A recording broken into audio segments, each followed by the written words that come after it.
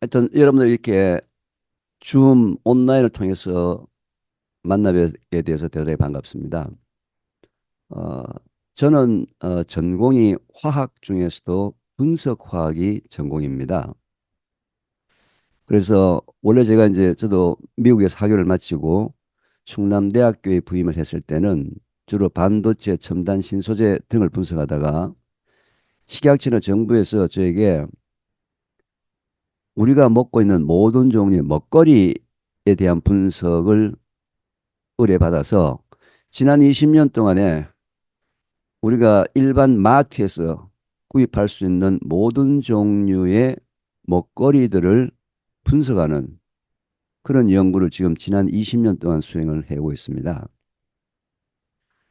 어, 저도 실제로 제가 미국에 유학을 1981년도에 가서 그 당시에 유학 갈 때는 제가 예수님을 영접하지 않았는데 제가 박사 과정에 이제 그 공부를 하면서 박사 자격 시험 때문에 말이죠.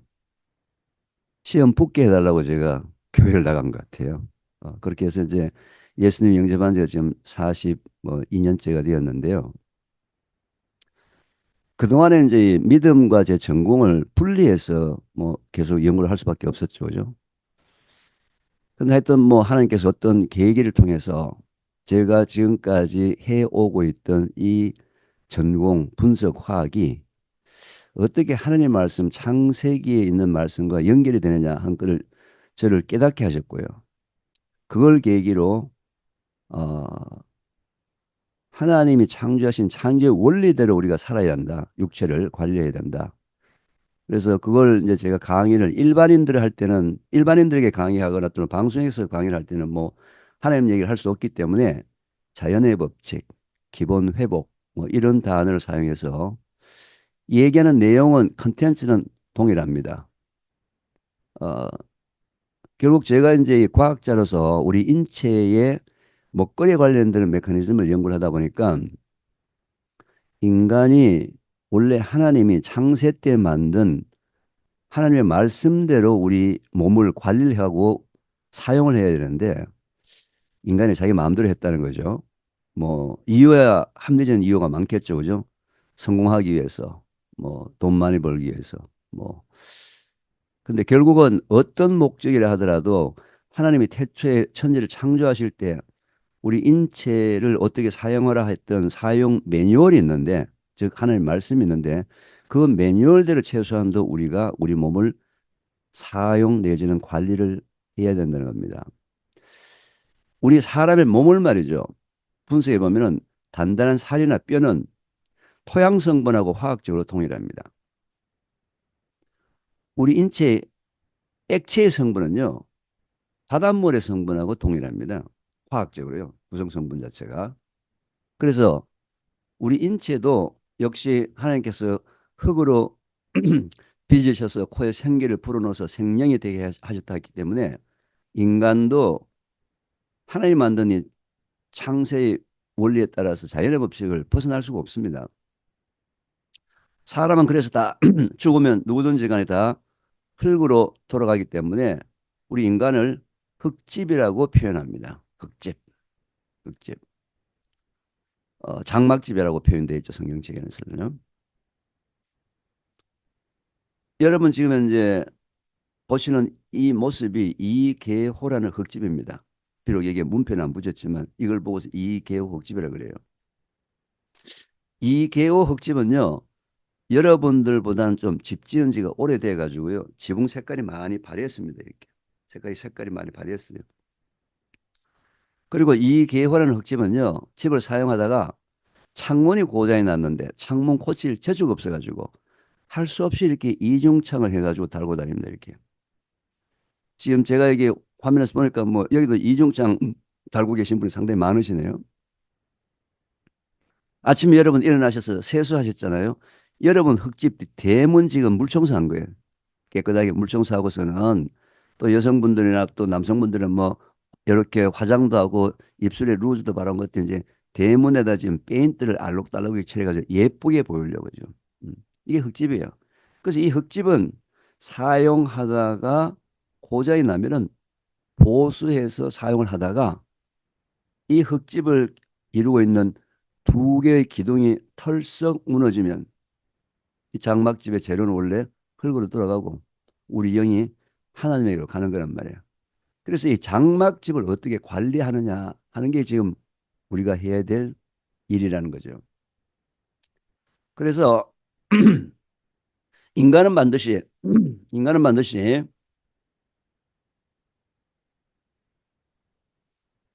흙으로부터 영양 성분을 공급받도록 하나님께서 그렇게 만든 존재거든요.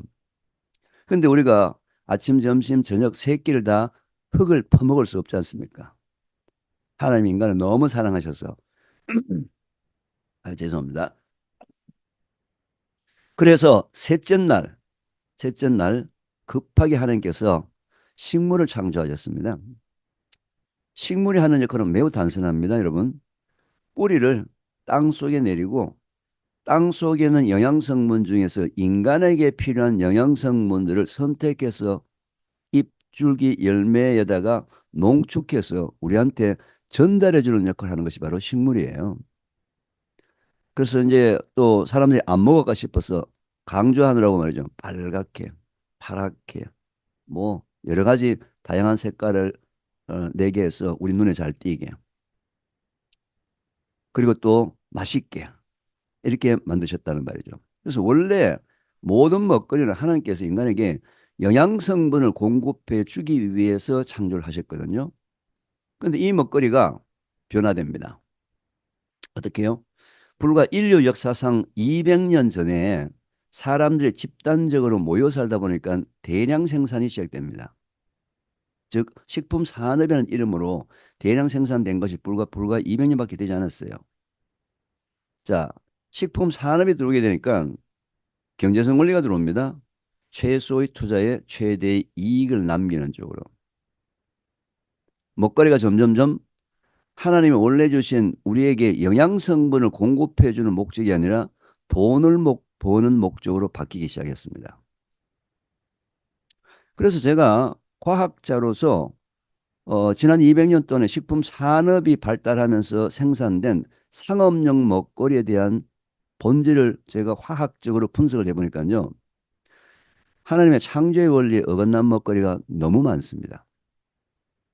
결론은 뭐예요? 돈 벌기 위한 것이 목적이기 때문에 우리 지금 성경에서 얘기하는 선악과 오함직, 먹음직한 먹거리들이 우리 주위에 너무 많은데 일반인들은 그 보암직, 먹음직한 먹거리가 얼마나 하나님의 창조의 원리에 어긋나 있는지를 몰라요. 그래서 제가 태초 먹거리라는 이름으로 2010년 7월부터 14년 동안에 지금 무료로 강의를 현재 하고 있습니다. 저는 과학자이기 때문에 이런 먹거리가 최소한도 하나님의 창조의 원리 또는 자연의 법칙을 어긴 먹거리이기 때문에 우리 주위에서는 이런 먹거리를 한번 빼가 보자라는 운동입니다. 그래서 지난 14년 동안에 제가 이런 강의나 뭐 특강이나 방송이나 이런 걸 통해서 많이 진행을 했는데요. 그래도 많은 사람들에게 공감대가 형성되어 가는 것 같아요. 왜냐하면은 저는 개인적으로 유튜브를 하지 않습니다. 유튜브를 하지 않는데 제 동영상 제가 얘기했던 내용이나 이런 것들 강의했던 내용들을 저를 초청했던 기관에서 이제 편집해서 동영상을 지금 유튜브에 많이 올려놨더라고요. 근데 현재 제 이름으로 올라가 있는 유튜브의 조회 숫자를 다 합치면은 거의 4천만 가까이 된다.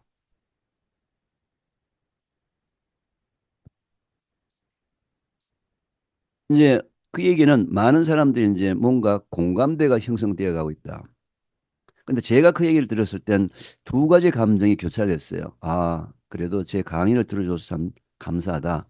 그리고 뭔가 얼마나 걱정이 되었으면 이런 건강이라는 주제 토픽에 이렇게 많은 사람들이 볼까라는 우려감.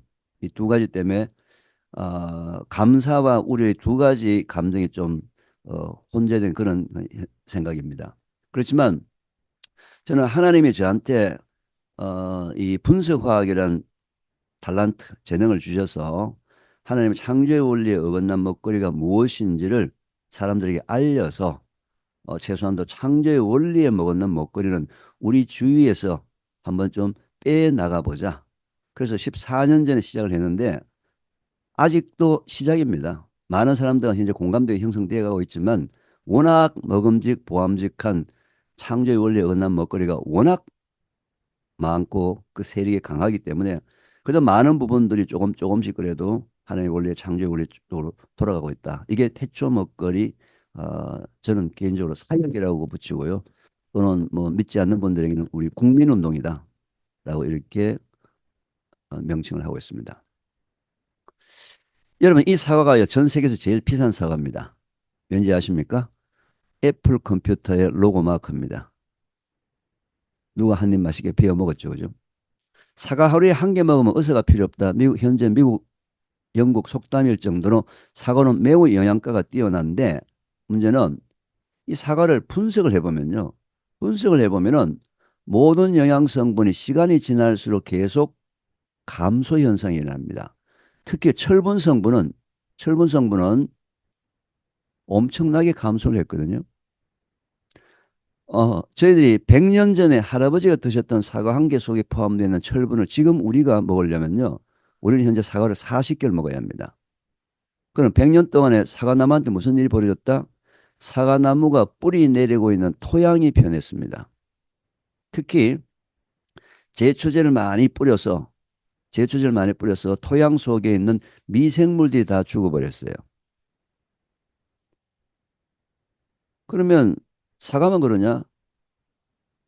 모든 음식이 다 그렇게 돼 있어요. 모든 상업용 먹거리들은 현재 전부 영양 성분이 100년 전보다는 전부 다 임밸런스, 균형이 다 깨져 있습니다. 왜? 상업적으로 돈을 벌기 위해서 먹음직, 보암직 하는 쪽으로만 가기 때문에 그렇습니다. 가장 대표적인 예를 한번 들어볼까요?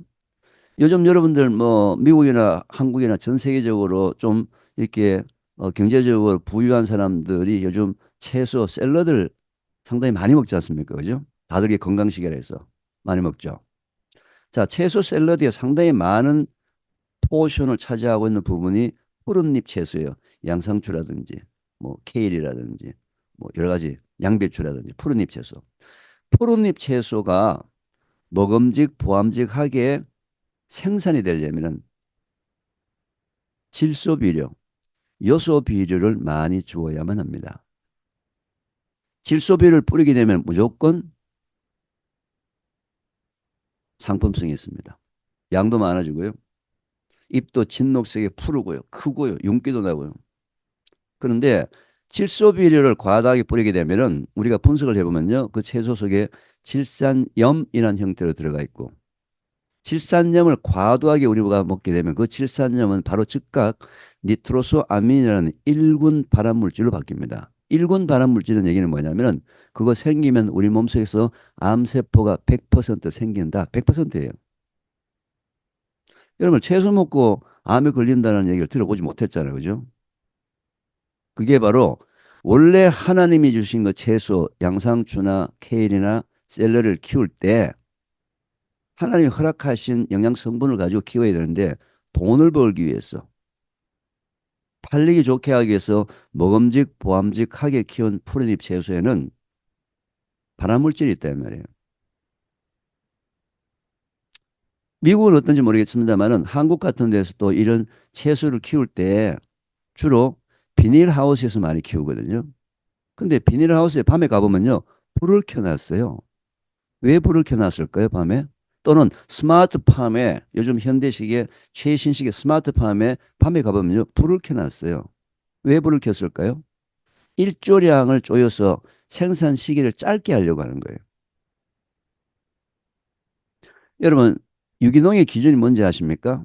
유기농은요, 질소 비료 같은 이 화학 비료를 주지 않고 화학 농약을 주지 않는 것을 유기농 친환경이라고 얘기합니다. 올게닉이라고 얘기합니다.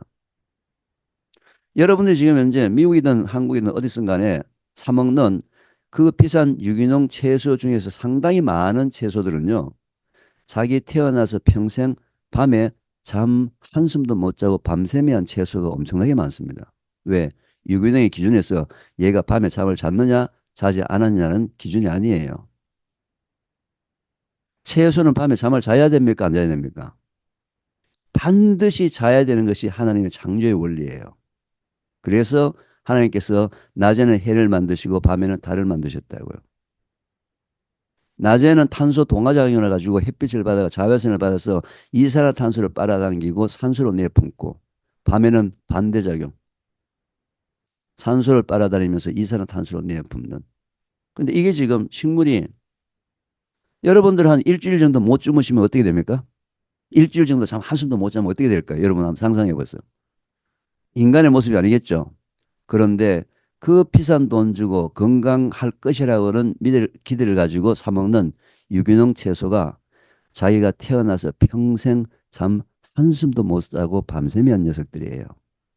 제가 분석해 보면요, 어마어마하게 나쁜 스트레스성 호르몬이 엄청 많이 나옵니다. 그걸 먹고 어떻게 사람이 건강할 수 있을까요? 안 돼요. 자, 미국도 마찬가지고요. 유럽도 마찬가지고 한국도 마찬가지고, 이제 국민 소득이 높은 나라는 어떻게 됐습니까? 평균 수명이 많이 높아졌어요. 우리나라만 하더라도 평균 수명이 80세가 넘었습니다. 그렇죠? 요즘 주위에, 미국이나 뭐 한국에서 계시는 분들 중에서 주위에 환갑잔치 한 사람 보셨습니까? 큰일 납니다. 어디 젊은 애들이 까부냐고 말이죠. 뭐 누가 60 노인이라 그래요. 어?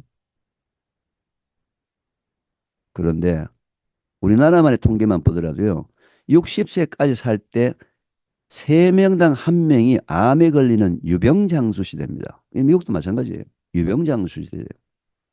장수 시대라는 것은 건강하게 장수를 해야지, 나이 든 사람이 지금 현재 유병장수 시대예요. 어떤 통계요? 현재 우리나라는요, 80세까지 살 때 3명당 1명이 암에 걸리는 나라가 한국입니다. 이것도 미국도 비슷해요. 3명당 1명이라는 얘기는요, 현재 기성세대 6, 70, 80대 기성세대 두 집당 한 집에 암 환자가 있는 거예요. 현재 대한민국은요, 전 세계 194개국 중에서 인구 10만 명당 45명의 대장암 환자가 있습니다. 전 세계 194개국 중에서 대략 몇 등쯤 하겠습니까? 대장암 환자 많기로. 손가락 한번 표시해 보죠. 뭐 1등, 10등, 5등, 몇 등. 손가락으로 조금 얼굴까지 높여져가지고. 아, 그래도 1등 하시는 분도 있고요. 10등 하시는 분, 10등 하시는 분은 우리나라 상당히 사랑하시는 것 같아요. 그죠?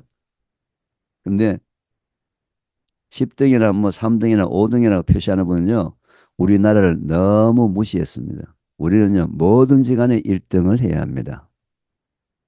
전 세계 1등이에요. 그런데 제가 가장 가슴 아파하는 통계는요, 20세, 30세, 40세 젊은 사람들의 대장암 환자가 전 세계 1등입니다. 대한민국이. 현재 우리나라 인구 10만 명당 40명의 결핵 환자가 있습니다. 결핵이 언제 걸리죠? 가장 후진국형 병이에요.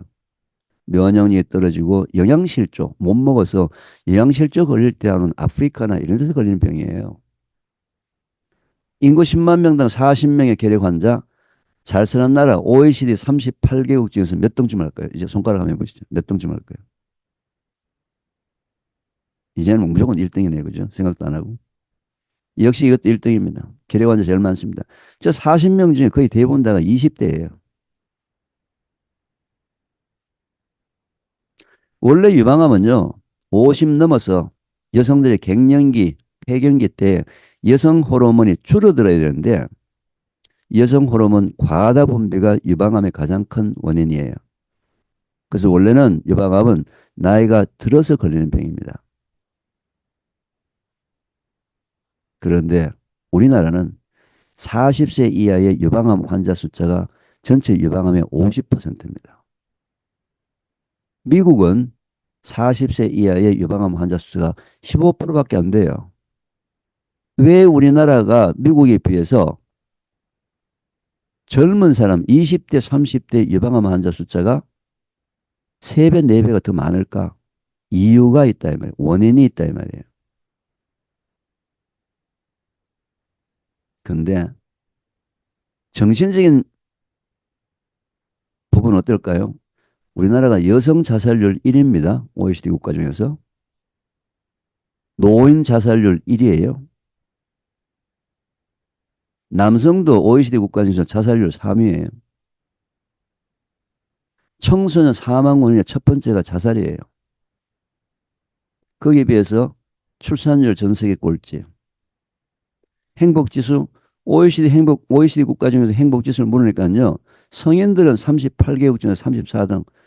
뭔가 옛날보다는 잘 사는 것 같은데 너무 힘들다. 바쁘다. 스트레스 받는다. 짜증난다. 중고등학교 애들한테 물어봤어요. 얘들아 행복하니? OECD 국가 중에서 꼴찌입니다. 아니 지금 중고등학교 애들 뭐가 부족합니까? 그런데도 꼴찌라고 답을 하고 있습니다. 자, 그러면은 미국 사회도 그렇고요. 유럽 사회도 그렇고 한국 사회도 그렇고요. 경제적으로 소득이 증가된 소위 잘 사는 나라의 공통점이 뭐냐면요. 삶의 양적인 부분은 굉장히 풍요로워졌는데 삶의 질적인 부분은 굉장히 나빠지고 있다는 거예요. 근데 특히 우리나라가 더 나빠지고 있습니다. 저는 이 부분을 어떻게 이제 저 나름대로 이해를 하냐면요. 여러분 아시다시피 우리나라가 1950년 6.25 전쟁 이후에 우리나라 국민 소득이 50불, 60불, 1년에 10만 원도 못 벌 때예요. 여러분들은 뭐 금식하는 거 말고 먹을 게 없어서 굶어 보신 적이 있으세요? 금식할 때 말고요. 다이어트 할 때 말고. 먹을 게 없어가지고 굶는 그 비참함은요. 경험해보지 않은 사람은 모릅니다. 저는 10대 후반대에 진짜 먹을 게 없어가지고 3, 4살 굶다가 수돗물만 벌컥 들이켰던 그 아픈 추억을 갖고 있습니다. 밥 한 그릇을 위해서 살인도 할 수 있어요. 그 정도로 배고픔에 굶주림은 여러분 상상을 초월할 정도로 참 표현을 못할 정도예요. 그래서 우리 현재 기성세대들, 한국의 기성세대들이 배고픔의 굶주림을 이기기 위해서 지금까지 참 무리하게 살았습니다. 지금 이제 대한민국의 경제 발전이 그냥 이루어진 게 아니에요. 현재 기성세대들이 말도 못할, 상상도 못할 희생과 헌신과 땀에 의해서 대한민국이 지금 이렇게 잘 살게 됐거든요. 자, 그래서 기성세대의 그 정신적인 육체적인 아픔은 좀 우리가 이해를 할 수 있잖아요. 시행착오로서, 그죠? 배고픔의 굶주림을 벗어나기 위해서 우리가 무리하게 살았으니까. 근데 왜 우리의 아들, 딸, 손자, 손녀, 지금 현재 10대, 20대, 30대 세대가 기성세대보다도 정신적으로, 육체적으로 건강이 더 나쁘다는 거예요. 이걸 어떻게 해야 되겠습니까? 그래서 제가 지난 14년 동안의 태초목을 통해서 조직적으로 시스템적으로 또는 체계적으로 이게 뭔가 반영이 되기 위해서 지자체, 국회의원, 도지사, 군수, 학교, 심지어는 종교단체, 저도 뭐 예수 믿고 있으니까 교회 또는 저를 또 심지어는 말이죠. 그 불교 방송에서 저를 강의해달라고 오라 그러고요. 기독교 방송뿐만 아니라 캐톨릭 방송에서 오라 그래서 하여튼 3대 종교에 가서 다 하나님 얘기를 전하고 옵니다, 저는. 그런데 종교단체에서도 이 심각한 문제에 대해서 관심을 갖고 있지 않더라고요. 정치 전혀 관심이 없습니다. 그럼 과연 이 시대에 우리 기성세대들이 다음 세대가 이렇게 정신적으로 육체적으로 점점 몰락을 하고 있는데 그냥 MZ 세대다 해가 그냥 보고만 있을 겁니까? 지금 현재는 MZ라 해가 아무도 손을 못 대고 있습니다. 방치예요. 방관이에요. 방치도 아니고 그냥 방관입니다. 여기는 봐요. 태촌 먹거리가 좀 이 부분을 감당해보자 해서 제가 하나님께 기도하면서 이 사역을 현재 계속 진행을 하고 있습니다. 제 하나의 기도 제목 중에 하나는 하나님 믿는 사람들이 함께 모여서 꼭 교회 단위가 아니더라도 하나님 믿는 사람들이 좀 모여서 과연 지금 현재 우리가 하고 있는 먹거리 생활 습관 중에서 하나님의 말씀에 하나님의 창조 원리에 어긋난 것이 무엇인지 또는 뭐 하나님 얘기 싫어하는 사람이라면 자연의 법칙에 어긋나는 것이 무엇인지를 서로 놓고서 그게 긍정적으로 받아들인다면 우리 그런 것들을 우리 사회에서 좀 제거해가는 그런 운동이 필요하지 않을까. 그게 바로 태초 먹거리 운동이고 그걸 지금 계속 진행을 하고 있습니다. 오늘도 저한테 주어진 뭐 약 1시간 반 정도의 시간을 통해서 여러분들에게 지금 그 중회의에 참석하신 분들이 뭐 지금까지 열심히 잘 살고 계시겠죠. 그죠? 근데 여러분의 기본이 얼마나 무너져 있는지 오늘 참 처참하게 오늘 저녁에 집에 가서 회개 많이 하실 겁니다. 여러분 삶이 많이 무너져 있어요. 근데 문제는 그 무너진 게 뭘 무너진지 모르는 거예요. 왜 무너진지도 모르고. 왜냐 한 번도 우리가 그런 교육을 받은 적이 없어요. 그런 지식을 얻은 적이 없다요. 그냥 건강 상식이라 그래가지고 그냥 인터넷인데 떠도는 건강에 관련되는 먹거리에 관련되는 정보를 우리가 그냥 건강 상식으로 받아들였지. 그게 하나님의 말씀으로 여러분들이 받아들인 적이 거의 없다고 저는 생각하거든요. 그를 인식이 없었으니까요.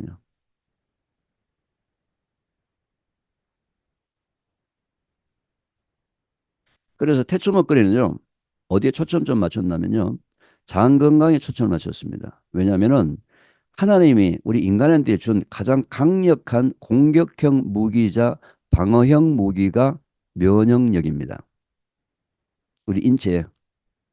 그 면역력은 뭐 여러분 아시다시피 홍삼 먹으면 면역력 좋아지는데요. 뭐 그런 얘기가 아니고요. 면역력은 전인적인 겁니다. 먹거리, 생활 습관, 환경 중에서도 특히 정신적인 환경, 육체적인 환경. 이게 전부 다 전인적으로 작동이 되어야지만 면역력이 활성화되는 거거든요. 예를 들면 이런 겁니다. 자, 홍삼이 면역력에 좋다라고 하는 부분들은 과학자들이 홍삼 속에 포함되어 있는 진세노사이드, 사포닌이라고 얘기하죠. 그 성분을 가지고 쥐 실험이나 사람 실험을 해보니까 면역력이 조금 증강되더라 이거예요. 그건 사실이에요. 그래서 홍삼을 면역력 증강하는 기능성 재료로 인정을 해줬습니다. 법적으로. 근데 문제는 그 홍삼, 과학적으로 증명된 그 홍삼을요, 아침에 먹는데 부부 싸움을 하고 먹으면 아무 효과가 없습니다. 부부 싸움을 하고 먹으면 아무 효과가 없다고. 무슨 얘기냐면요. 우리 몸속에서 사람이 기분 좋을 때하고 기분 나쁠 때 스트레스 받았을 때 우리 몸속에서 소화효소의 분비량이나 호르몬의 분비량이라든지 분비 메커니즘이 완전히 다릅니다. 그래서 하나님이 창세기 때에 아담과 하와를 창조하시고 에덴 동산에 살게 하셨거든요. 여러분 알다시피 에덴이라는 건 뭡니까? 기쁨, 행복이라는 뜻이거든요. 뭘 하더라도 기쁘게 살아라 이거예요. 뭘 하더라도 기쁘게 먹어라. 비록 부부싸움을 했더라도 어? 홍삼 먹을 때는 기쁘게 먹고 밥 먹을 때는 기쁘게 해라. 그 홍삼에 대해서 연구한 사람은 홍삼에 대한 과학적 기능만 연구를 했지. 그거를 기쁘게 먹어야지만 홍삼의 면역력 활성화가 된다는 사실은 모르는 거예요. 그래서 이 사람이 갖고 있는 이 면역력만 하나님이 허락하신 면역만 정상적으로 가동이 된다면 상당히 많은 문제가 해결될 수 있는데 문제는 모든 사람들이 면역력 저하되는 속으로 먹거리를 선택하고 삶을 그렇게 선택하고 있다는 거예요. 저는 그걸 하나님 창조의 원리에 어긋나는 거다. 그런 얘기예요. 근데 이제 이 면역력은요. 면역 세포가 관여를 하는데 면역 세포의 70 내지 80%가 장에 존재를 합니다. 그래서 장 건강이 좋아야지만 면역력이 좋아지는 거거든요. 자, 보통 이제 일반적으로 자기가 면역력이 좋은지 안 좋은지를 그냥 일반적으로 일반인들이 체크하는 방법이 몇 가지가 있습니다. 첫째, 감기에 한번 걸리면 너무 오래 간다. 특히 여름 감기에 너무 자주 걸린다.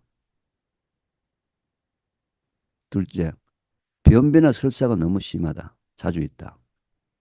셋째, 자기 방귀 냄새나 변 냄새가 너무 지독하다. 장소에서 뭔가 썩고 있다는 거예요. 그래서 이런 부분들을 어떻게 고칠 것이냐, 어떻게 하나님 원래 창조 원리대로 자기가 사용할 것이냐 하는 부분에 대해서 말씀을 드리겠습니다. 첫째는 물입니다. 물. 여러분들 하루에 물을 몇 리터를 먹는 게 좋다고 알고 계십니까? 손가락 한번 표시해 보시죠. 몇 리터요? 2리터, 5리터, 4리터. 이제 아, 우리 인체의 70%가 물이거든요. 지구 전체의 70%가 물입니다. 그런데 우리 인체의 물은요, 여러분의 의지에 관계없이 호흡, 땀, 소변, 대변을 통해서 일정량의 물이 몸 바깥으로 빠져나가요. 그럼 빠져나가는 양만큼의 물을 반드시 보충해 줘야 되거든요. 보충 안 해주면 어떻게 됩니까? 혈액이 찐득찐득해지겠죠. 혈액은 영양성분 공급, 노폐물 배출, 면역세포를 데리고 다니면서 온몸 구석구석 다니면서 암세포를 잡아먹는 일을 하는데 이 세 가지 기능이 저하가 되면요. 여러분 알고 있는 인간이 가질 수 있는 모든 질병, 감기부터 암까지는 항상 물 부족으로 시작을 합니다. 아마 제가 아마 한국에서는 의사 아닌 사람으로서는 암 환우를 가장 많이 만나는 사람이지 않을까 싶습니다. 왜냐하면요. 2010년 7월에 태초 먹거리 1회를 시작할 때 100%암 환우들을 대상으로 시작을 했습니다. 보통 암 환우들은요. 진단을 받게 되면 표준 치료라는 걸 합니다. 수술, 항암, 방사선. 그리고 나서는요. 암 환우분들이 비법과 특효약이라는 엄청난 정보의 홍수 속에서 방황을 하기 시작합니다. 그렇게 하다가 5년 지나면 의사 선생님이 암 완치됐습니다. 그런데 그 암 환우가 모르는 게 뭐냐면요. 병원에서 하는 표준 치료, 수술, 항암, 방사선은 증상을 치료해서 더 악화되지 않게 하는 것이지 그 암 환우의 발병 원인을 제거하는 치료가 아니라는 거예요. 병원에서는 모든 치료는 전부 증상 치료입니다. 원인 치료는 누가 해야 되죠? 본인이 해야 되는 거예요. 왜? 암이 발병된 원인이 본인의 삶 속에 최소한도 10년, 15년, 20년 동안에 반복된 것이 오늘의 결과거든요. 원인 치료를 해야죠. 그죠? 일단 그 원인 중에서 물이 몸속에서 소변, 대변, 호흡, 땀을 통해서 빠져나가는데 물을 안 먹으면 혈액이 찐득찐득하죠. 혈액 속에 면역세포가 있는데 면역세포가 암세포인데 가기만 가면 다 잡아먹도록 하나님께서 해줬는데 면역세포가 혈액이 찐득찐득해서 그 암세포 현장까지 가지를 못하는 거예요. 그래서 제가 만난 암환자분들의 말이죠. 거의 대부분 다는 평소에 물을 작게 먹는 습관을 갖고 있는 분들이에요. 자, 물에 대한 내용이 잘못되다 보니까요. 물을 많이 먹으면 좋다고 알고 지금 현재 뭐 4리터, 5리터 이런 얘기하는데요. 물을 많이 먹어서도 안 됩니다. 물을 많이 먹으면 안 되는 건 제가 뒤에 가서 설명을 드리겠습니다. 자, 그런데요. 물을 하루에 2리터 먹어야 된다 또는 3리터 먹어야 된다, 4리터 먹어야 된다는 그 생각을 가지고 꼬박꼬박 2리터 먹으면요. 건강이 매우 나빠집니다. 왜냐면은 물은 우리 몸속에 들어올 때 물로만 들어오는 것이 아니고 음식을 통해서도 물이 들어와요. 채소나 과일의 90%가 물입니다. 여러분들 여름철에 즐겨 먹는 과일이 뭐죠? 가장 즐겨 먹는 과일? 수박이죠, 수박. 그죠? 워터멜론. 자, 수박 말이죠. 여름철 날 얼음 타서 실컷 먹은 날도, 그날도 의무적으로 물을 2리터 먹어야 된다고 물을 2리터 추가로 꾸역꾸역 먹으면 물을 많이 먹었다 이 말이에요. 수박과 물 합쳐서 2리터란 거죠. 그런데 문제가 있어요.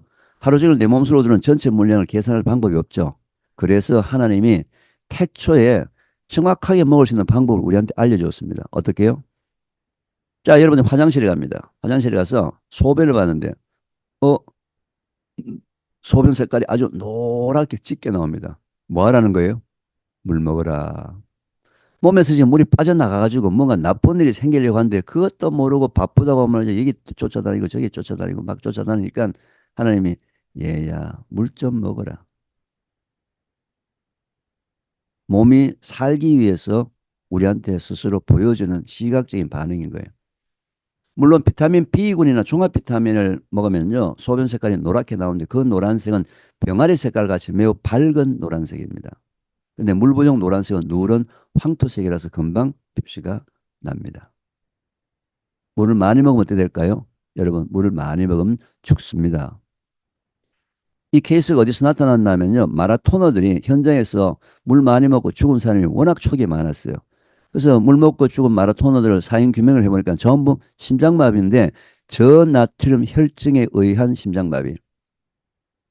우리 혈액 속에는 나트륨과 칼륨이란 두 개의 미네랄이 있는데 이 두 개의 미네랄은 우리 몸에서 전기를 발생시키는 수력 발전소입니다. 갑자기 물량이 많이 들어오면서 전기 발생량이 작아지면서 평소에 물을 많이 먹는 사람은요, 항상 힘이 없습니다. 전기 발생량이 작아서. 그게 장기간 반복되면은 심장도 전기 공급이 돼줘야 되는데 심장에 전기 공급이 제대로 잘 됐다 안 됐다 하면서 전부 심장마비. 중년 이후에 사람들이 보통 밤에 주무시다가 돌연사 하시는 경우에 거의 대부분 다는 바로 이 상당히 많은 퍼센테지가 저나트륨 혈증에 의한 심장마비사가 매우 많습니다. 그런데 한국 사람도 그렇고요. 미국 사람도 그렇고요. 최근에 지난 한 7, 8년 전 또는 5, 6년 전서부터 저나트륨 혈증 환자가 급증하고 있습니다. 왜냐하면요. 잘못된 건강 상식. 첫째, 물 많이 먹으면 많이 먹을수록 좋다 하더라. 그래서 물을 많이 먹는 사람들. 3리터, 4리터, 뭐 보이차려서 먹고 모래도 먹고. 그다음 채소 과일이 좋다 해서 채소 과일을 많이 먹는 사람. 셋째, 저염식을 하는 사람. 이 세 가지를 동시에 하고 있는 사람은요. 저나트륨 혈증 쪽으로 가고 있는 중이에요. 왜냐하면은 채소 과일의 주성분은 칼륨입니다. 나트륨이 거의 없어요. 이뇨제 물을 바깥으로 빼내는 성분이 많습니다.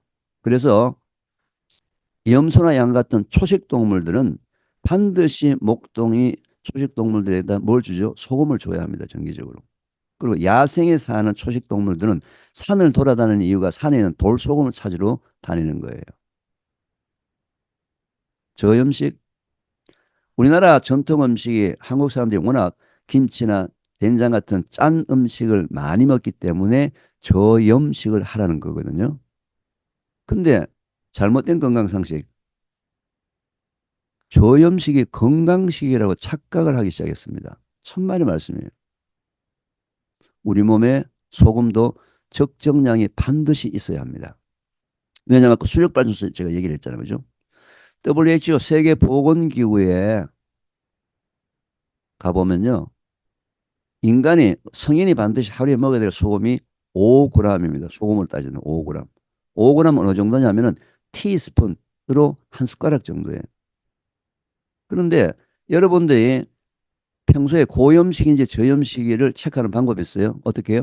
내가 어떤 찌개나 국을 끓였을 때 국물을 다 먹는 사람은 고염식입니다. 그래서 저염식을 하셔야 돼요. 또는 내가 라면을 끓여 먹는데 면 건져 먹고 난 다음에 국물에다 밥 말아 먹는다. 고염식입니다. 꼭 저염식을 하셔야 돼요. 그런데 평소에 짠 찌개의 국물이나 국의 국물을 많이 계속 다 먹지 않은 사람은요. 하루에 5g의 소금을 먹는 것이 거의 불가능합니다. 여러분 먹는 음식을 통해서 5g의 소금을 먹을 수가 없어요. 그러면 여러분 몸속에 내가 나트륨이 작은지는 어떻게 한다? 여러분이 물을 한 컵 마셨을 때, 물을 한 컵 마셨을 때 바로 5분 이내에 화장실을 가고 싶다는 사람은 몸에 나트륨 양이 작은 거예요. 나트륨 양에 맞게 나트륨 물을 머금기 때문에 나트륨 양이 작은데 물이 많이 들어오니까 어떻게 해요? 필요 없는 물은 바깥으로 지금 뽑아내는 겁니다. 그랬을 때 한번 소금을 소금물을 약간 좀 짠 음식을 약간 한번 드셔보세요. 화장실 가는 게 금방 멈춰지거든요. 그런데 이제 이거는 이제 일반적으로 개인이 느끼는 것이고 가장 정확한 방법은 여러분들 몸에 지금 현재 혈액 속에 저나트륨 혈증, 고칼륨 혈증인지는 여러분 정기 검진할 때 의사 선생님에게 혈액 검사할 때 항목 두 개를 추가해 달라고 그랬어요. 나트륨과 칼륨. 돈 얼마 안 들고 비용 아주 작은 비용으로서 두 개 항목을 추가를 해서 혈액 검사할 때 본인의 여러분 몸속에 나트륨이 어느 정도 있는지 칼륨이 어느 정도인지를 체크하시고 식단 조절 좀 하셔야 돼요. 자, 물을 일반적으로 많이 먹으면 필요 없을 정도 많이 먹으면요. 소변 색깔에서 노란색이 사라지고 투명한 색깔이 됩니다. 투명한 색깔이 되면 어떻게 한다고요? 물을 마시지 않아야 합니다. 그래서 여러분 몸속에 필요한 물의 양은 그때그때 흘렸던 땀의 양, 호흡에서 온도, 그리고 그때 먹었던 음식의 종류, 음식의 양에 따라서 필요한 물의 양이 수시로 다릅니다. 그래서 하나님이 우리 인간들이 하루에 소변, 대변같이 소변 하루에 한 번만 딱 보게 만드지 않으셨고, 네 번, 다섯 번, 여섯 번, 여러 번 소변 보게 한 이유가 뭐예요? 그때마다 색깔 보고 물을 맞춰서 먹어라. 그래서 소변을 하루에 여러 번 보는 거예요. 얼마나 귀찮습니까? 죠? 아, 하나님 어떻게 하루에 한 번만 딱 소변 보게 하면 얼마나 좋을까, 그죠? 다 하나님 그런 뜻이 있다는 거예요. 네 번, 다섯 번 소변 보는 이유가 뭐예요? 그때마다 알아서 물을 잘 먹어라. 자, 근데 한국 사람이 물 얘기하면요. 차 얘기를 안 할 수가 없습니다. 녹차 먹는데요, 보이차 먹는데요, 결명차 먹는데요, 옥수수차 먹는데요. 자, 차는 차같이 마시고 물은 물같이 마시면 되는데 현재 우리나라 사람들은 차는 물같이 벌컥벌컥 들이키면서 물은 차같이 홀짝홀짝 서기만 표시합니다. 차는 차같이 물은 물같이 얼마든지 즐기시고 대신 양은 소변 색깔로 가늠하시기 바랍니다.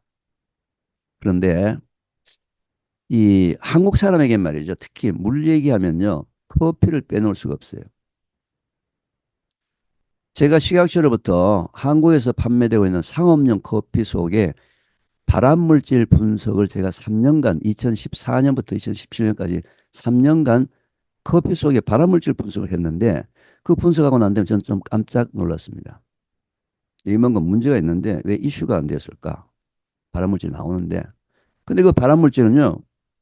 원래 커피는 없던 건데 로스팅 할 때 어떻게 로스팅 하느냐에 따라서 발암물질이 어마어마하게 많이 나올 수도 있고 발암물질이 안 나오게 할 수 있는데 지금까지 전 세계 모든 커피업자들은 커피 로스팅 때 맛과 향만을 가지고 커피를 로스팅했지 한 번도 먹는 사람의 건강에 대해서는 신경을 쓰지 않았어요. 왜? 워낙 잘 팔립니다. 한국도 벌써 커피 산업이 30조예요, 30조. 근데 제가 이제 이 발암물질이 로스팅할 때 나온 발암물질인데 제가 이 얘기를 커피업자들 얘기하면 말이죠. 아, 교수님 뭐 커피는 기호식품인데 담배에도 발암물질 있는 거 다 알고 담배 피는데 뭐 커피 가지고 그러시냐. 또는 어떤 분들은 좀 무식하게요. 자기 딴은 전문가죠. 커피는요, 강하게 볶으면은 발암물질이 나오는데 저희들은 뭐 스페셜, 티 커피를 가지고 스페셜티 커피 좋은 커피를 가지고 좋은 생두를 가지고 아주 약하게 볶아가지고 산미도 있고 뭐 과일향도 있고 우리는 하기 때문에 발암물질 없습니다. 제가 식약처로부터 의뢰받아서 분석했던 발암물질은요. 약하게 볶은 때만 나오는 발암물질입니다. 산미가 나는 커피에만 나오는 발암물질이에요. 물론 강하게 볶을 때도 나오는 발암물질인데 그건 또 다른 발암물질이에요. 발암물질 종류가 두 가지가 있다고. 강하게 볶았을 때 나오는 발암물질, 약하게 볶아서 산미가 나는 발암물질. 근데 저는 정부에서 의뢰를 받아서 약하게 볶았을 때 나오는 커피 속에 있는 발암물질을 분석을 했다는 거죠. 그것도 문제가 있다는 거예요.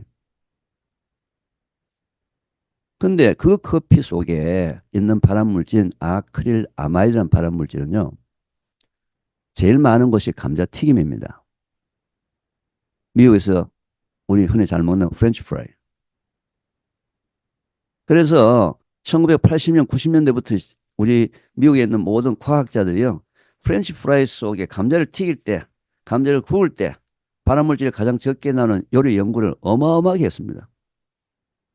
해서 현재 미국에서 생산되는 맥도날드나 뭐 버거킹 같은 데서 생산되는 프렌치 프라이는요. 미국 식약처에서 안전 기준을 지켜서 프렌치 프라이를 볶아요. 튀겨요. 근데 한국은 아니에요. 아직 교육을 못 받았어요. 어. 그래서 맥도날드나 버거킹 같은 데서 나오는 프렌치 프라이하고요. 한국 토종에서 나오는 이 햄버거 집에 나오는 것들은 틀려요. 모양이 벌써 틀립니다. 우리 건 어떻죠? 짝 굽습니다. 갈색으로 해서 바삭바삭하게 굽습니다. 맥도날드 같은 데는 흐늘흐늘해요. 색깔이 허옇다고요. 다 그게 발암물질 최소화하려는 조리법에 따라서 생산한 겁니다. 그래서 우리나라 그동안 법이 없었어요. 법이 없다가 2021년도 1월 1일부터 드디어 한국에도 법을 정했습니다. 튀긴 감자 0.8, 튀긴 감자 1.0, 커피 0.8. 근데 이 기준을 갖고 들어올 때 유럽 기준을 갖고 왔어요.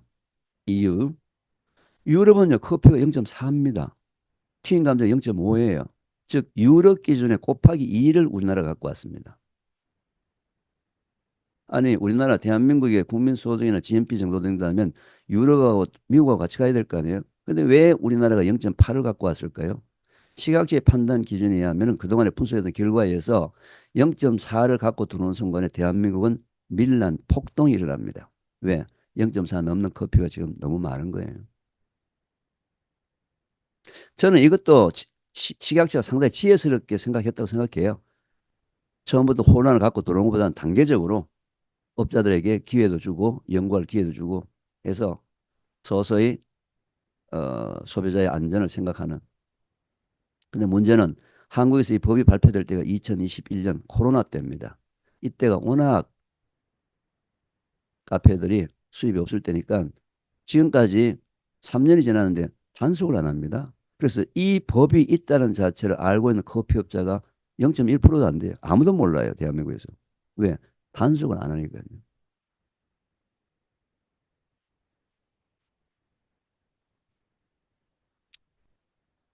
메가커피 롯데제가 제가 이 이름을 공개적으로 쓸 수 있는 이유가 이게 뭐 신문에 난 기사이기 때문에 그렇습니다. 커피의 생두는 농산물이지 않습니까? 씨앗이기 때문에 그걸 습기가 있는 곳에 두게 되면 곰팡이가 피어요. 그 곰팡이는 오크라톡신이라는 곰팡이는 간암 물질입니다. 유발 물질입니다. 곰팡이 피운 생두 커피 먹으면은 내 몸의 간암에 간의 암세포가 100% 생긴다. 이걸 대기업이 곰팡이 독소가 피어 있는 생두를 수입하다가 세관 창고에서 걸렸습니다. 현재 전 세계적으로 말이죠. 곰팡이가 핀 이 생두가 얼마나 유통되는지는 아무도 몰라요. 그 제가 이제 이 초점, 저는 원래 개인적으로는 커피를 즐기지 않지만 이 문제를 제가 해결하려고 하는 이유 중에 한 가지가 한국의 스타벅스라는 한국 스타벅스에서 작년에 매출을 3조를 올렸습니다. 매출이. 근데 그 3조 매출에서 가장 많이 들어갔던 손님 연령대가 누군지 아세요? 20대, 30대, 그것도 여성이에요. 저는 개인적으로 우리나라뿐만 아니라 전 세계의 20대, 30대 여성이 매우 중요한 사람이라고 생각합니다. 왜? 우리나라의 미래를, 전 세계의 미래를 짊어지고 갈 다음 세대를 잉태하고 출산할 사람들인데 이 사람들이 커피를 너무 많이 마신다는 거예요. 이 사람들이 먹는 커피가 좀이라도 건강했으면 좋겠다는 거죠. 왜? 원래 커피의 생도나 원두를 가지고서 먹을 때는 발암물질이 없게 해서 먹어야지 맛있게 한다고 해서 더 팔리게 한다기 위해서 발암물질 있는 커피를 팔아서 됩니까? 안 되죠. 법으로 정했는데 법도 안 지켜요. 왜? 단속을 안 하니까. 법이 있는지도 몰라요. 그래서 어떤 형태든지 현재 태초 먹거리에서 이런 부분에 대해서 좀 국민운동 또는 소비자 운동으로 난 저는 이걸 소비자의 권리운동이라고 생각해요. 소비자가 이 정도는 난 주장할 수 있어야 된다. 이렇게 많이 커피 사 먹고 커피업자한테 돈을 벌게 해줬는데 이 정도는 소비자가 권리다. 그 돈 별로 안 드는데 좀 연구해라. 제가 그래서 분석화학자지만서도 하도 옆에 사람들이 커피업자들 말을 안 들었어요. 제가 직접 수천만 원 주고 로스팅을 사가지고 제가 직접 로스팅한 지가 벌써 6년이 넘었습니다. 보니까요, 얼마든지 발암물질 없게 맛있는 커피를 만들 수가 있습니다. 이 로스팅 기술은 전 세계에서 저만 갖고 있어요. 이걸 어떻게 확대를 좀 할까 하고 현재 기도하면서 고민을 하고 있는 중입니다. 여러분 아시다시피 저는 과학자지 제가 사학과가 아니지 않습니까? 그죠? 뭔가 소비자 운동으로 뭔가 할 수 있는 방법 좀 찾았으면 좋겠다. 자, 고기 얘기 지금 나오니까 화면 나오니까 지금 벌써 표정이 좀 어두워진 사람들이 좀 벌써 있는 것 같아요. 결론, 고기는 아무 죄가 없습니다. 왜? 고기도 하나님이 노아의 홍수 이후에 하나님이 창세기 말씀을 보게 되면 우리한테 먹거리를 허락을 하셨거든요. 자, 오늘 여기 참석하신 분들 중에서 나는 고기를 일주일에 한 번 정도 먹는다. 손 한번 들어봐 주시죠. 일주일에 한 번 정도 먹는다. 네, 몇 분 손 드셨고요. 아, 나는 고기를 거의 잘 안 먹어서 2, 3개월 또는 한두 달에 한 번 먹는 정도다. 잘 안 먹는다. 손 한번 들어봐 주시죠. 1, 2개월만 한 번 먹는다. 요, 뭐 몇 분 손 드셨나요? 근데 지금 보니까 뭐 거의 지금 손 안 드시는데 손 안 드신 분 이분들은 지금 매일 드시는 거죠. 그죠? 시도 때도 없이 드시는 거죠. 없어서 못 먹는 거죠. 그죠? 솔직히 그죠? 자, 지금 한두 달에 한 번 먹는다고 손 드신 분 있죠. 이분들 지금 다 고기 과다 섭취예요. 아니, 교수님 무슨 소리 합니까? 지금 매일 먹는다고 손 든 사람도 있는데 어떻게 한두 달 만에 먹는데 나보고 과다라고 얘기합니까? 그건 먹지 말라는 얘기입니까? 여러분들이 하나님이 우리한테 주신 고기의 기본을 몰라서 그런 거예요. 고기는 우리 몸에 단백질을 공급하는 공급원이기 때문에 먹어야 합니다. 그래서 하나님께서 허락을 하신 거예요. 단백질, 우리 피부, 살갗 다 단백질이에요. 우리 뭐요? 머리카락 단백질이에요. 그런데 머리카락이 하루에 자라는 길이가 정해져 있습니다. 그게 뭐예요? 하루에 필요한 양의 단백질이 있다는 거죠. 과학자는 연구를 했습니다. 하루에 필요한 단백질 얼마일까? 성인인 경우에 자기 체중 1kg당 하루에 필요한 최대 단백질이 1g입니다. 제가 지금 여기서 잠깐 좀 거짓말을 했는데요. 실제로 WHO 홈페이지 가면요. 자기 체중 1kg당 0.8g의 단백질이 필요하다 나와 있습니다. 근데 제가 그냥 오늘 아침에 여러분들한테 제가 제 재량으로 0.2g을 보너스로 드릴게요. 그래서 자기 체중 1kg당 하루에 필요한 단백질 몇 g? 1g. 그러면 60kg의 몸무게를 갖고 있는 사람이 하루에 필요한 단백질이 몇 g일까요? 60g입니다. 60kg의 몸무게를 가진 사람이 60g이 필요하죠. 60g이 어느 정도 양이 되는지 아세요? 60g? 60g은 계란 하나 정도예요. 큰 계란 하나, 왕계란 하나 정도. 그런데 내가 오늘 회식을 해서 100g의 단백질을 먹었으면 몇 g이 초과됐습니까? 40g이 초과됐어요. 초과된 40g의 단백질이 내일까지 내 몸속에서 단백질로 저장이 될까요? 안 될까요?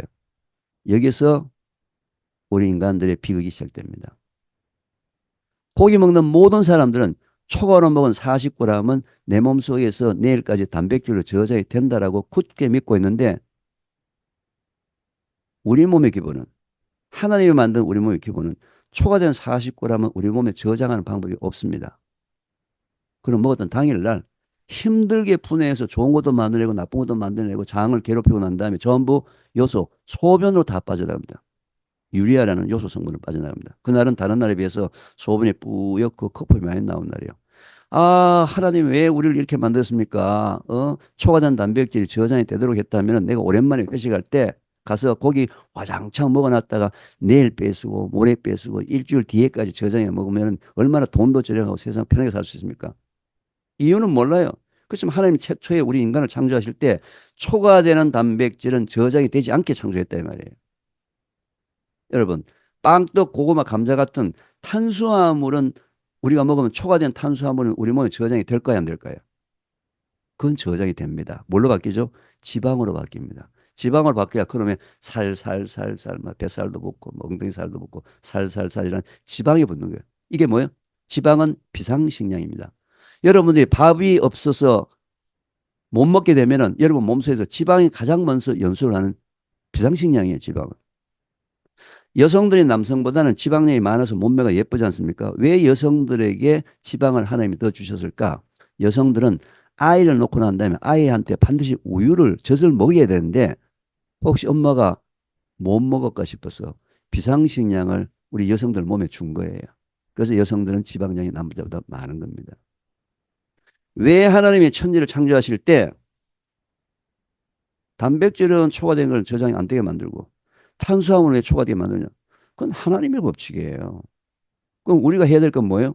그 법칙에 맞게 먹어야 되는데 우리는 어떻게 해요? 고기는 많이 먹으면 좋다. 왜요? 우리나라에서는 특히 고기는 부자의 상징이었어요. 부자들만 먹었어요, 고기를. 그래서 현재 우리 어르신들은 다 고기에 대해서 한이 맺혀 있어가지고요. 여러분 지금 40대, 50대 키우는 아들, 딸들 키울 때 자기 입에 고기 하나 안 들어오고 그저 아들, 딸 고기 먹이려고. 할아버지가 돼가지고 손자, 손자 그저 고기 먹으려고. 그러니까 현재 40대, 50대 20대, 30대, 40대, 50대들은 말이죠. 우리 어르신네들, 기성세대로부터 고기를 많이 먹으면 좋다라는 인식이 박혀 있는 거예요. 자, 고기를 한두 달에 한 번 먹는다고 얘기하신 분, 한두 달에 한 번 오랜만에 아이들 데리고 스테이크 집에 갔습니다. 고깃집에 갔습니다. 한두 달에 오랜만에 고깃집에 가서 애들한테 뭐라고 얘기하죠? 실컷 먹어라. 많이 먹어라. 왜 미안하잖아요. 다른 집에 애들 매일 고기 사주고 스테이크 사주고 말이야. 닭다리 사주고 뭐 해주는데 못 사준 게 미안해서 실컷 먹어라. 참 배불리 먹습니다. 먹고선 뭐 애들 즐겁게 먹는 거, 맛있게 먹는 거, 많이 먹는 거 그냥 보기만 봐도 흐뭇한 게 우리 기성세대의 모습인데 한두 달에 한 번 가서 실컷 먹은 고기 그 양이 하루치를 초과했습니다. 고기는 매일 먹던 일주일에 한 번 먹던 한 달에 한 번 먹던 같은 양 하루치 일용할 양식으로 먹어야 하는 거예요. 고기는 만나입니다. 이스라엘 민족에서 준 만나예요. 욕심내면 다 썩어버려요. 그렇지만 우리 아픔의 역사, 어제 배고픔의 역사, 고기가 부자의 상징이니까 전 세계에서 고기를 그렇게 작게 집어넣고요. 물을 그만치 많이 집어넣는 소고기 국이라는 음식이 한국에만 있습니다. 식구는 많고 고기는 비싸고. 고기는 먹지 말자가 아니에요. 어떻게? 일용할 양식으로 하나님이 허락한 만큼 필요한 양만큼만 조금 조금씩 매일 먹으면 아무 문제가 없는 이 고기를 한국 사람들 고기 먹을 때 보면 표정이 달라요. 벌써 눈빛이 다릅니다. 다른 사람이 먹을까 싶어서 그냥 자기가 먼저 넣어야 돼. 비싼 뷔페집에 간다 하면 한 달 전부터 엄마가 아이들 단속합니다. 얘야 이 집은 비싼 집이니까 절대로 채소로 배치우지 말고 고기로 배치우라고. 고기 먹지 말자가 아닙니다. 하나님이 일용양식으로 만나 같은 음식을 우리나라 주셨기 때문에 필요한 양만큼만 조금 조금 먹으면 아무 문제 없는 이 고기를 과욕, 욕심 때문에 대장암의 첫 번째 원인으로서 음식으로서는 육식 과다 섭취입니다. 이건 이미 과학적으로 전 세계적으로 증명이 된 거예요. 우리나라 20대, 30대, 40대의 대장암 환자가 전 세계 1등의 음식의 가장 첫 번째 이유는 육식 과다 섭취. 먹지 말라는 게 아니란 말이죠. 욕심을 했단 말이에요. 먹음직 보암직한 것 때문에. 둘째, 여러분 또 고기 언제 먹습니까? 아침, 점심, 저녁 중에서. 저녁입니다. 우리나라 야식 문화가 대단하죠. 전 세계에서 유일하게 24시간 음식을 배달하는 나라입니다. 그것도 전국 방방곳곳에서. 여러분들이 밥떡 고구마 감자 같은 탄수화물을 먹으면요. 위 속에서 2시간 정도 머물러요. 근데 기름이 포함된 고기는 소화 속도가 느립니다. 3시간, 4시간 걸려요. 그래서 옛날에 어르신네들이 얘야 고기 좀 먹어봐라 든든하다. 고기가 좋아서 든든한 게 아니고 소화가 잘 안 돼서 늦게 돼서 든든한 거예요. 자, 10시, 11시, 12시 되고 난 다음에 뭐 철야 기도회 하고 또는 뭐 야근하고 난 다음에 배고프다고 말이죠. 밤에 잠자기 전에 고기를 잔뜩 먹습니다. 현재 대한민국 야식의 99.99%가 또 고기예요. 잔뜩 먹고 난 다음에 자기는 또 내일 아침에 출근해야 되니까 12시에 침대에 가서 코 드르릉 드르릉 골고 자면서 장에게는 야근을 시킵니다. 너는 들어간 고기 소화시켜 놓고 자라. 여러분들이 주무시는 동안에 장은 계속 가동을 합니다. 장은 밤에 잠을 자야 합니까? 안 자야 합니까? 하나님이 태초에 어떻게 창조하셨어요? 왜 낮에 해를 만드셨고 밤에 왜 달을 만드셨어요? 밤에는 쉬어야 되는 거예요.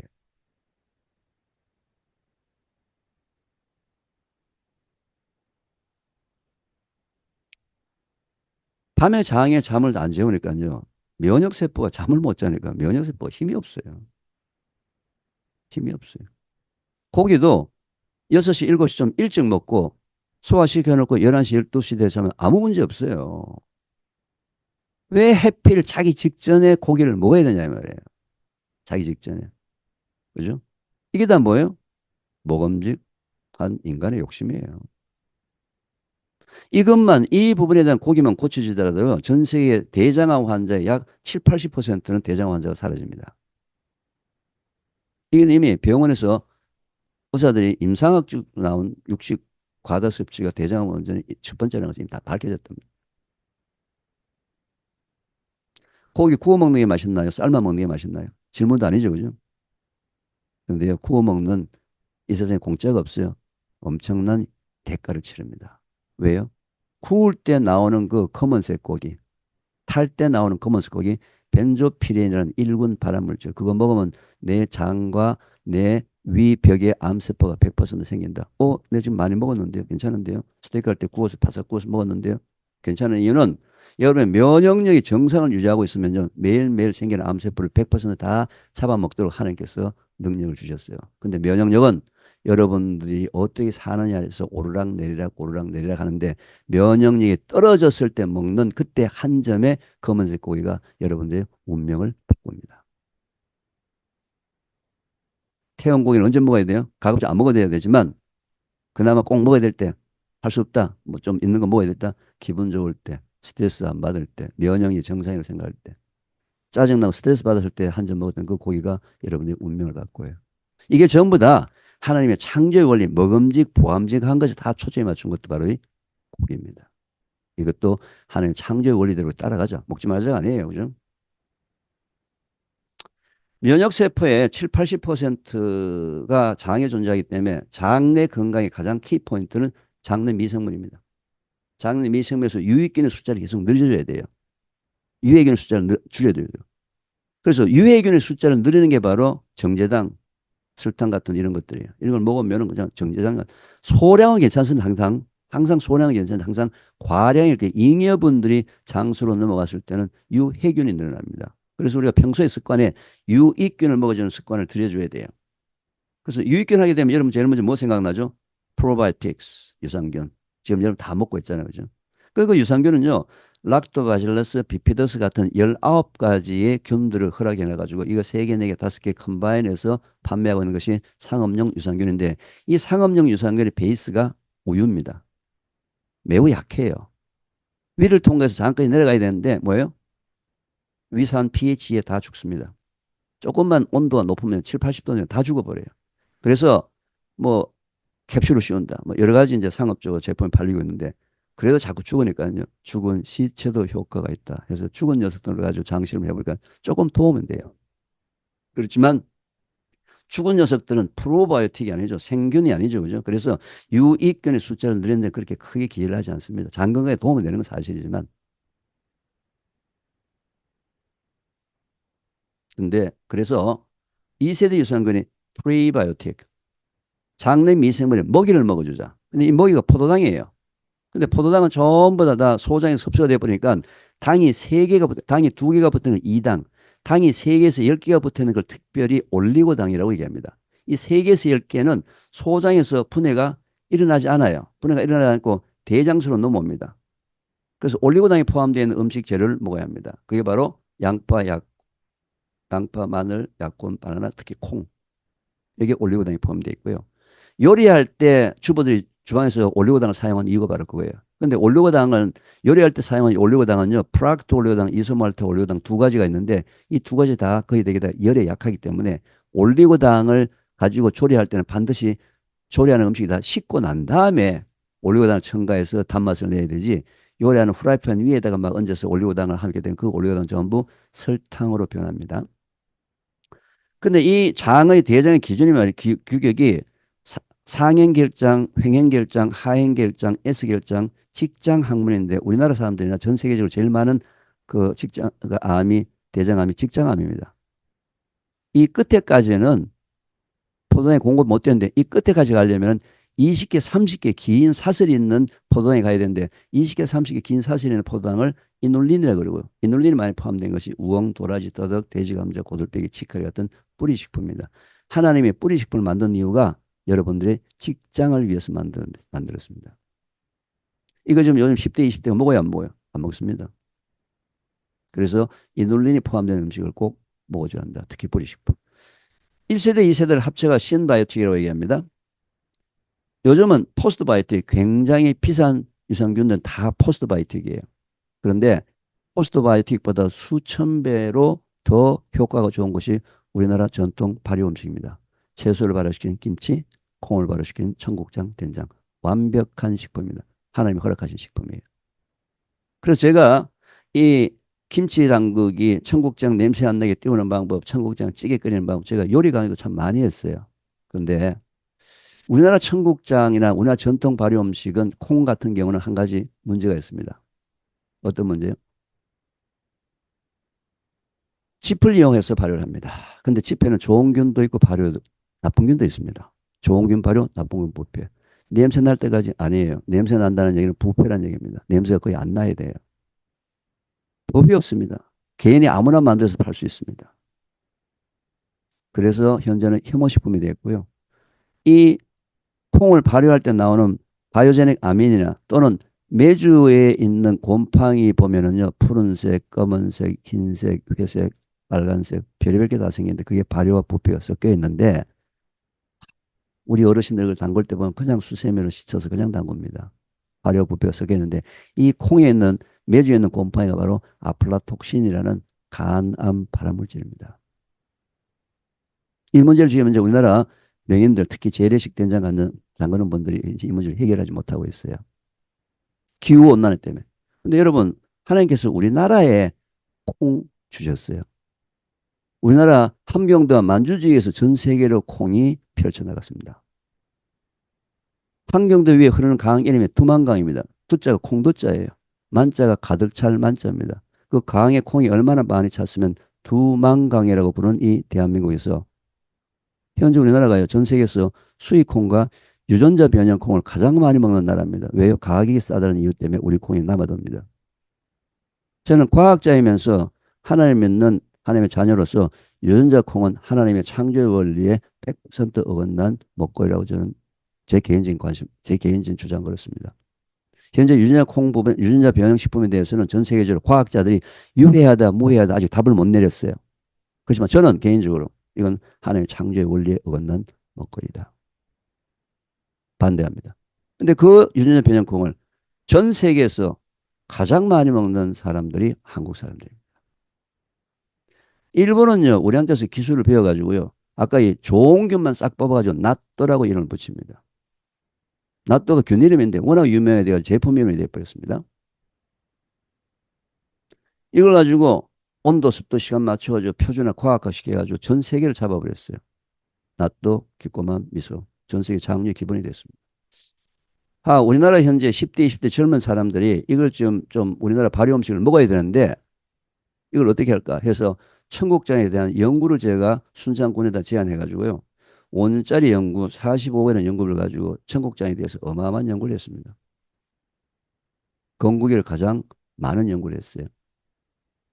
그런데 지금 한국이나 전 세계에서 낫또라고 팔리고 있는 제품은 일본에서 생산되는 낫또 균을 가지고 발효해야지만 낫또라는 이름을 쓸 수 있도록 허락을 해놨어요. 저는 그것도 아니 우리나라 전통 균주가 있을 텐데 해서 전국을 다 뒤져서 낫또를 이길 수 있는 강력한 우리나라 토종 균주를 찾아서 특허를 받아서 이거 국가재산이기 때문에 현재 순창군이 소유를 하고요. 태초 먹거리에서 이거를 소유권을 가지고 여러 가지 연구를 이제 제품 연구나 무슨 뭐 이런 연구를 이제 하고 있습니다. 자, 제가 이렇게 엄청난 연구를 해가지고 했는데 이렇게 만든 청국장 가지고 찌개 끓여가지고 초등학교 아이들한테 먹으라면 먹을까요? 안 먹을까요? 안 먹습니다. 그죠? 어떻게 먹겠어요? 이교 교수가 누군지도 몰라요. 여러분들은 제일 좀 알지만. 그래서 방법을 바꿉니다. 어떻게 해요? 청국장 분말하고요. 바나나하고 요거트, 뭐 귀리 우유 넣어가지고 과일 집어넣어서 그냥 휙 돌려서 쉐이크를 만듭니다. 맛이 있을까요? 없을까요? 맛있습니다. 이제는 생각이 좀 바뀌어야 돼요. 왜요? 지금 현재 여러분들 미국에서 아마존닷컴에서 가장 많이 팔리는 우리나라 김치 제품이 무슨 제품인지 아세요? 우리나라 40대 주부가 만든 김치 제품이 아마존닷컴에서 온라인으로 품절이 돼서 못 팝니다. 없어서 못 팔아요. 뭔지 아세요? 김치 분말입니다. 김치를 분말로 만들었어요.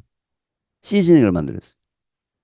미국 사람들 샐러드에다가 숟가락 한 숟가락 딱 집어넣어 보니까 김치 맛이 나는 데다가 더군다나 김치 유산균이 들어가니까 고기 많이 먹는 장내 건강이 획기적으로 좋아집니다.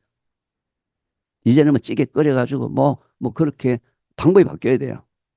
또는 뭐 이렇게 아이스바, 쉐이크를 그냥 얼려서 아이스바 애들 너무 좋아합니다. 먹으면요, 맛있고 먹고 나면 어떻게 해요? 바로 효과가 옵니다. 한 두세 개 먹으면요, 바로 변비에 바로 증상이, 해결 증상이 나타나요. 바로 변이 황금색 변으로 바뀌기 시작합니다. 자, 이런 부분들을 쿠키나 빵이나 이런 걸로 스낵으로 좀 바꾸려고 저는 제과 제빵 학원도 다녔습니다. 저는 전 세계 모든 카페의 스낵, 치즈케이크든지 스콘이든지 이건 저는 하나님이 주신 재료로 기가 막히게 맛있는데 먹어보니까 변비가 해결되더라. 면역이 좋아지더라. 그래서 전 세계 카페에 이 스낵을 바꿀 수 있는 그런 협력자를 찾고 있는 중이에요. 사업가를.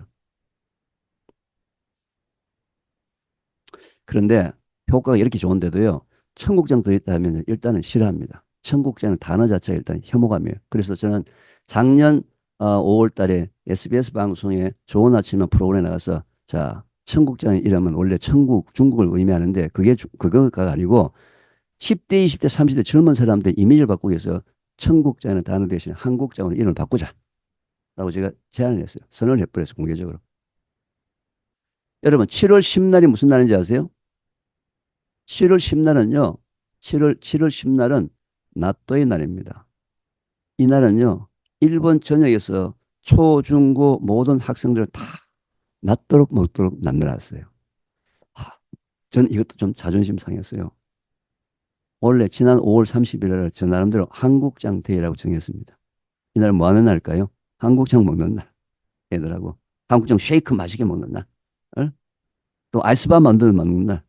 찌개 버섯 만들어 먹는 날. 한국장 데이를 정해서 굉장히 이제 나름대로 캠페인을 많이 했는데 어느 날 저한테서 경상북도에서 연락이 옵니다. 교수님 그거 어 태초 먹거리에서 하지 말고 경상북도하고 같이 합시다. 해서 지난 5월 30일 날 경주 보문단지에서 경상북도 공식 행사로 한국장대 선포식을 했습니다. 여러분 나중에 구글이나 네이버나 다음에 한국장 데이라고 한번 검색을 한번 쳐보십시오. 무슨 일인지. 제가 왜 이 말씀을 드리냐면요. 내년 5월 30일 날도 뭐예요? 한국장대. 오늘 여기 컨퍼런스에 참석하신 분들은 내년 5월 30일 기억하시고 그날은 뭐 하는 날? 한국장 먹는 날. 특히 아이들하고 같이. 그러면서 그날은요. 사진 찍어서 돌리기. 사진 찍어서 서로 돌리기. 예. 내가 이런 한국장을 우리 아이들하고 같이 이렇게 먹는다 또는 만든다 해서 한국장 사진 찍어서 돌리기에 여러분들 좀 적극적으로 함께 동참해 주시기 바랍니다. 현재 태초 먹거리에서 말이죠. 두 가지 체험 교실을 굉장히 많이 진행하고 있습니다. 30분 만에 김치 담그자. 특히 초등학교 유치원 아이들과 같이 만들자. 30분 만에 우리 콩으로 된장, 간장, 매주 담그자. 우리 콩으로 매주 담그자. 해서 어제까지 말이죠. 지금 14번의 교육을 거쳐서 약 300명의 30분 태초 매주 담그는 강사 요원이 양성이 되어 있습니다. 지금까지 미국 LA에서 오신 분이 지금 세 분이 교육을 받으셨어요. 그래서 미국 LA에서도 30분 만에 우리 콩으로 된장간장 담궈서 교포들한테 뿐만 아니라 미국 사람들도 30분 만에 된장간장을 직접 담궈서 미국 사람들의 건강을 책임지게 만들고 또 K푸드로서. 자, 제가 왜 이렇게 자신 있게 얘기하느냐면요. 자, 현재 여러분들이 사 먹고 있는 모든 상업용 커피, 아니 모든 상업용 된장간장 전부 황국균이라는 일본 사람들이 만든 균을 가지고 발효를 합니다. 황국균. 전 세계. 이건 기꼬만 미소도 마찬가지예요. 이 황국균의 장점이 뭐냐면 단맛이 강합니다. 감칠맛이 강합니다. 그리고 숙성기가 짧아요. 돈을 버는 쪽이 돼 있죠. 그런데 이 황국균을 만든 모든 상업용 간장 된장과 기꼬만 미소는 요리할 때 이 균이 다 죽어버립니다. 유익균을 전혀 주지 못해요. 근데 우리나라 전통 재래식으로 만든 균은 짚에 있는 고초균인데 문제는 이 짚이 고팍균이에요. 그 속에 뭐가 몇 마리가 어디에 있는지 아무도 모르는 깜깜이 속에서 이 재래식 전통 재래식 된장간장을 만들기 때문에 맛의 표준화를 할 수 없어서 지금까지 된장간장을 세계화를 못하는 거예요. 맛이 매년 다르다는 거죠. 그리고 기후온난화 때문에 현재 덩어리 메주를 가지고 말릴 때 덩어리가 커서 바깥엔 마르는데 안에는 썩어 들어가는 곰팡이 독소 만들어지는 이 문제 때문에 현재 재래식 된장 간장은 현재 벽에 부딪힌 거예요. 근데 저희들은 30분 만에 태초 메주를 담급니다. 어떻게 우리 콩으로 5년 연구를 통해서 발굴한 우리 전통 단일 균주 품질 관리할 수 있다는 거예요. 이건 뭐예요? 끓여도 냉동해도 죽지 않습니다. 그래서 기꼬만 미소를 이길 수 있는 된장간장을 만들자. 특히 또 이 담그게 되면요. 우리나라 돈으로 약 8만 원 정도의 재료비를 가지고 담그게 되면 약 25만 원 정도의 간장과 된장을 만들 수가 있어요. 소비자가 직접. 엄청난 이익이죠. 그죠? 그래서 이 부분을 가지고 특히 이 유익균은 끓여도 죽지 않고 냉동해도 죽지 않는 그래서 예전에 우리 시골에 응급약이 없을 때 애들 이렇게 싸워가지고 머리 터지면 된장 바르고요. 배 아프고 이러면은 어머니가 간장 태워서 준 게 다 유익균을 공급해줘서 그런 거예요. 상업용 유산균의 유익균은 아까 있죠. 다 죽어버린다 그랬죠. 지금 기존의 상품들 또는 기꺼만 미소도 어떻게 된다 그랬죠. 다 죽습니다. 끓이면. 그래서 유일하게 끓여도 냉동해도 죽지 않는 이 유익균이 살아있는 음식이기 때문에 실제로 이렇게 만든 재래식 우리 품질 관리가 되어서 매년 똑같은 맛을 낼 수 있는 이런 된장 간장을 먹게 되면요. 엄청난 변화가 일어납니다. 특히 장 건강, 면역력 관련돼서. 근데 이 부분들은 이제 전 세계적으로 다 할 수 있어요. 그래서 제가 이제 이 부분을 가지고 전 세계적으로 지금 선교사님들하고 어떤 그 도움이 되게 할까? 제가 선교사님들하고 이 줌 강의라는 이런 걸 계속 정기적으로 또는 비정기적으로 여러 그룹들하고 이제 하고 있는데 가장 큰 문제가 뭐예요? 지속 가능성 있는 선교, sustainable missionary. 뭐 먹고 사는 게 어렵다 이거예요. 성교비 끊기면 그냥 20년, 30년 선교센터 그냥 하루아침에 무너진다 이거죠. 그래서 현지인들하고 같이 먹고 살 수 있는 재정적으로 독립할 수 있고 할 수 있는 이 서스테이너블 미셔너리에서 이 콩 발효, 왜냐하면 전 세계에서 콩은 다 생산이 되니까요. 뭐 이런 부분을 가지고 현재 기도하면서 준비하고 있는 부분도 있습니다. 제 강의 마지막 슬라이드입니다. 태초 먹거리는 현재 옥천센터가 있고 대전센터가 있고요. 태초 먹거리라는 책이 출판이 되어 있습니다. 그리고 기본적으로 4시간 강의가 있고요. 숙박 프로그램, 2박 3일짜리 숙박 프로그램이 진행되는데 이름하여서 황금변 캠프입니다. 2박 3일짜리 돌아가지고 나갈 때 본인이 직접 황금변을 경험할 수 있도록 그렇게 요리하는 방법, 음식 어떤 음식을 먹을 때 직접 요리 체험 교실까지 직접 다 하면서 집에 가서 어떻게 할 것인지 배워서 하는 그런 프로그램을 진행하고 있고요. 그다음에 아까 말씀드린 대로 30분 태초 매주. 이 30분 태초 매주 프로그램 때문에 저희가 다음 주에는 호주를 갑니다. 시드니, 멜버른에서도 이 프로그램을 통해서 호주 교포들 그리고 호주 원주민들에게 K푸드로서 소개할 수 있는 거 30분이면 되니까요. 그래서 저도 미국은 아마 지금 일정은 내년도에는 미국을 한번 방문해서 저는 이제 공부를 오레곤에서 공부를 했고요. 또 포닥은 일리노이에서 했고 또 지인들이 샌프란시스코나 LA 쪽에 많이 있기 때문에 또 특히 또 이번에 LA에서 오신 분들이 많이 태초 먹거리 미주 센터의 이 태초 매주 체험 교실을 좀 오픈했으면 좋겠다는 희망 요구가 있어서 아마 내년에는 아마 좀 미국에 가서 이런 부분들을 좀 세팅을 하려고 합니다. 마지막 슬라이드입니다. 신라 시대 때 기와장입니다. 그때도 우리 조상님들이 얼마나 짜증나는 일이 많고 신경질 나는 일이 많고 스트레스 받는 일이 많으면 좀 웃고 살자 하고 집 들락날락하면서 웃고 살자 하고 이 기와장에다 이렇게 웃는 얼굴을 그려놨어요. 역시 하나님께서 아담과 하와를 창조하시고 난 다음에 에덴 동산에 두신 이유가 어떻더라도 기쁘게 살아라. 이게 하나님 뜻이라는 거죠. 인터넷에 그냥 떠도는 어떤 애의 얼굴입니다.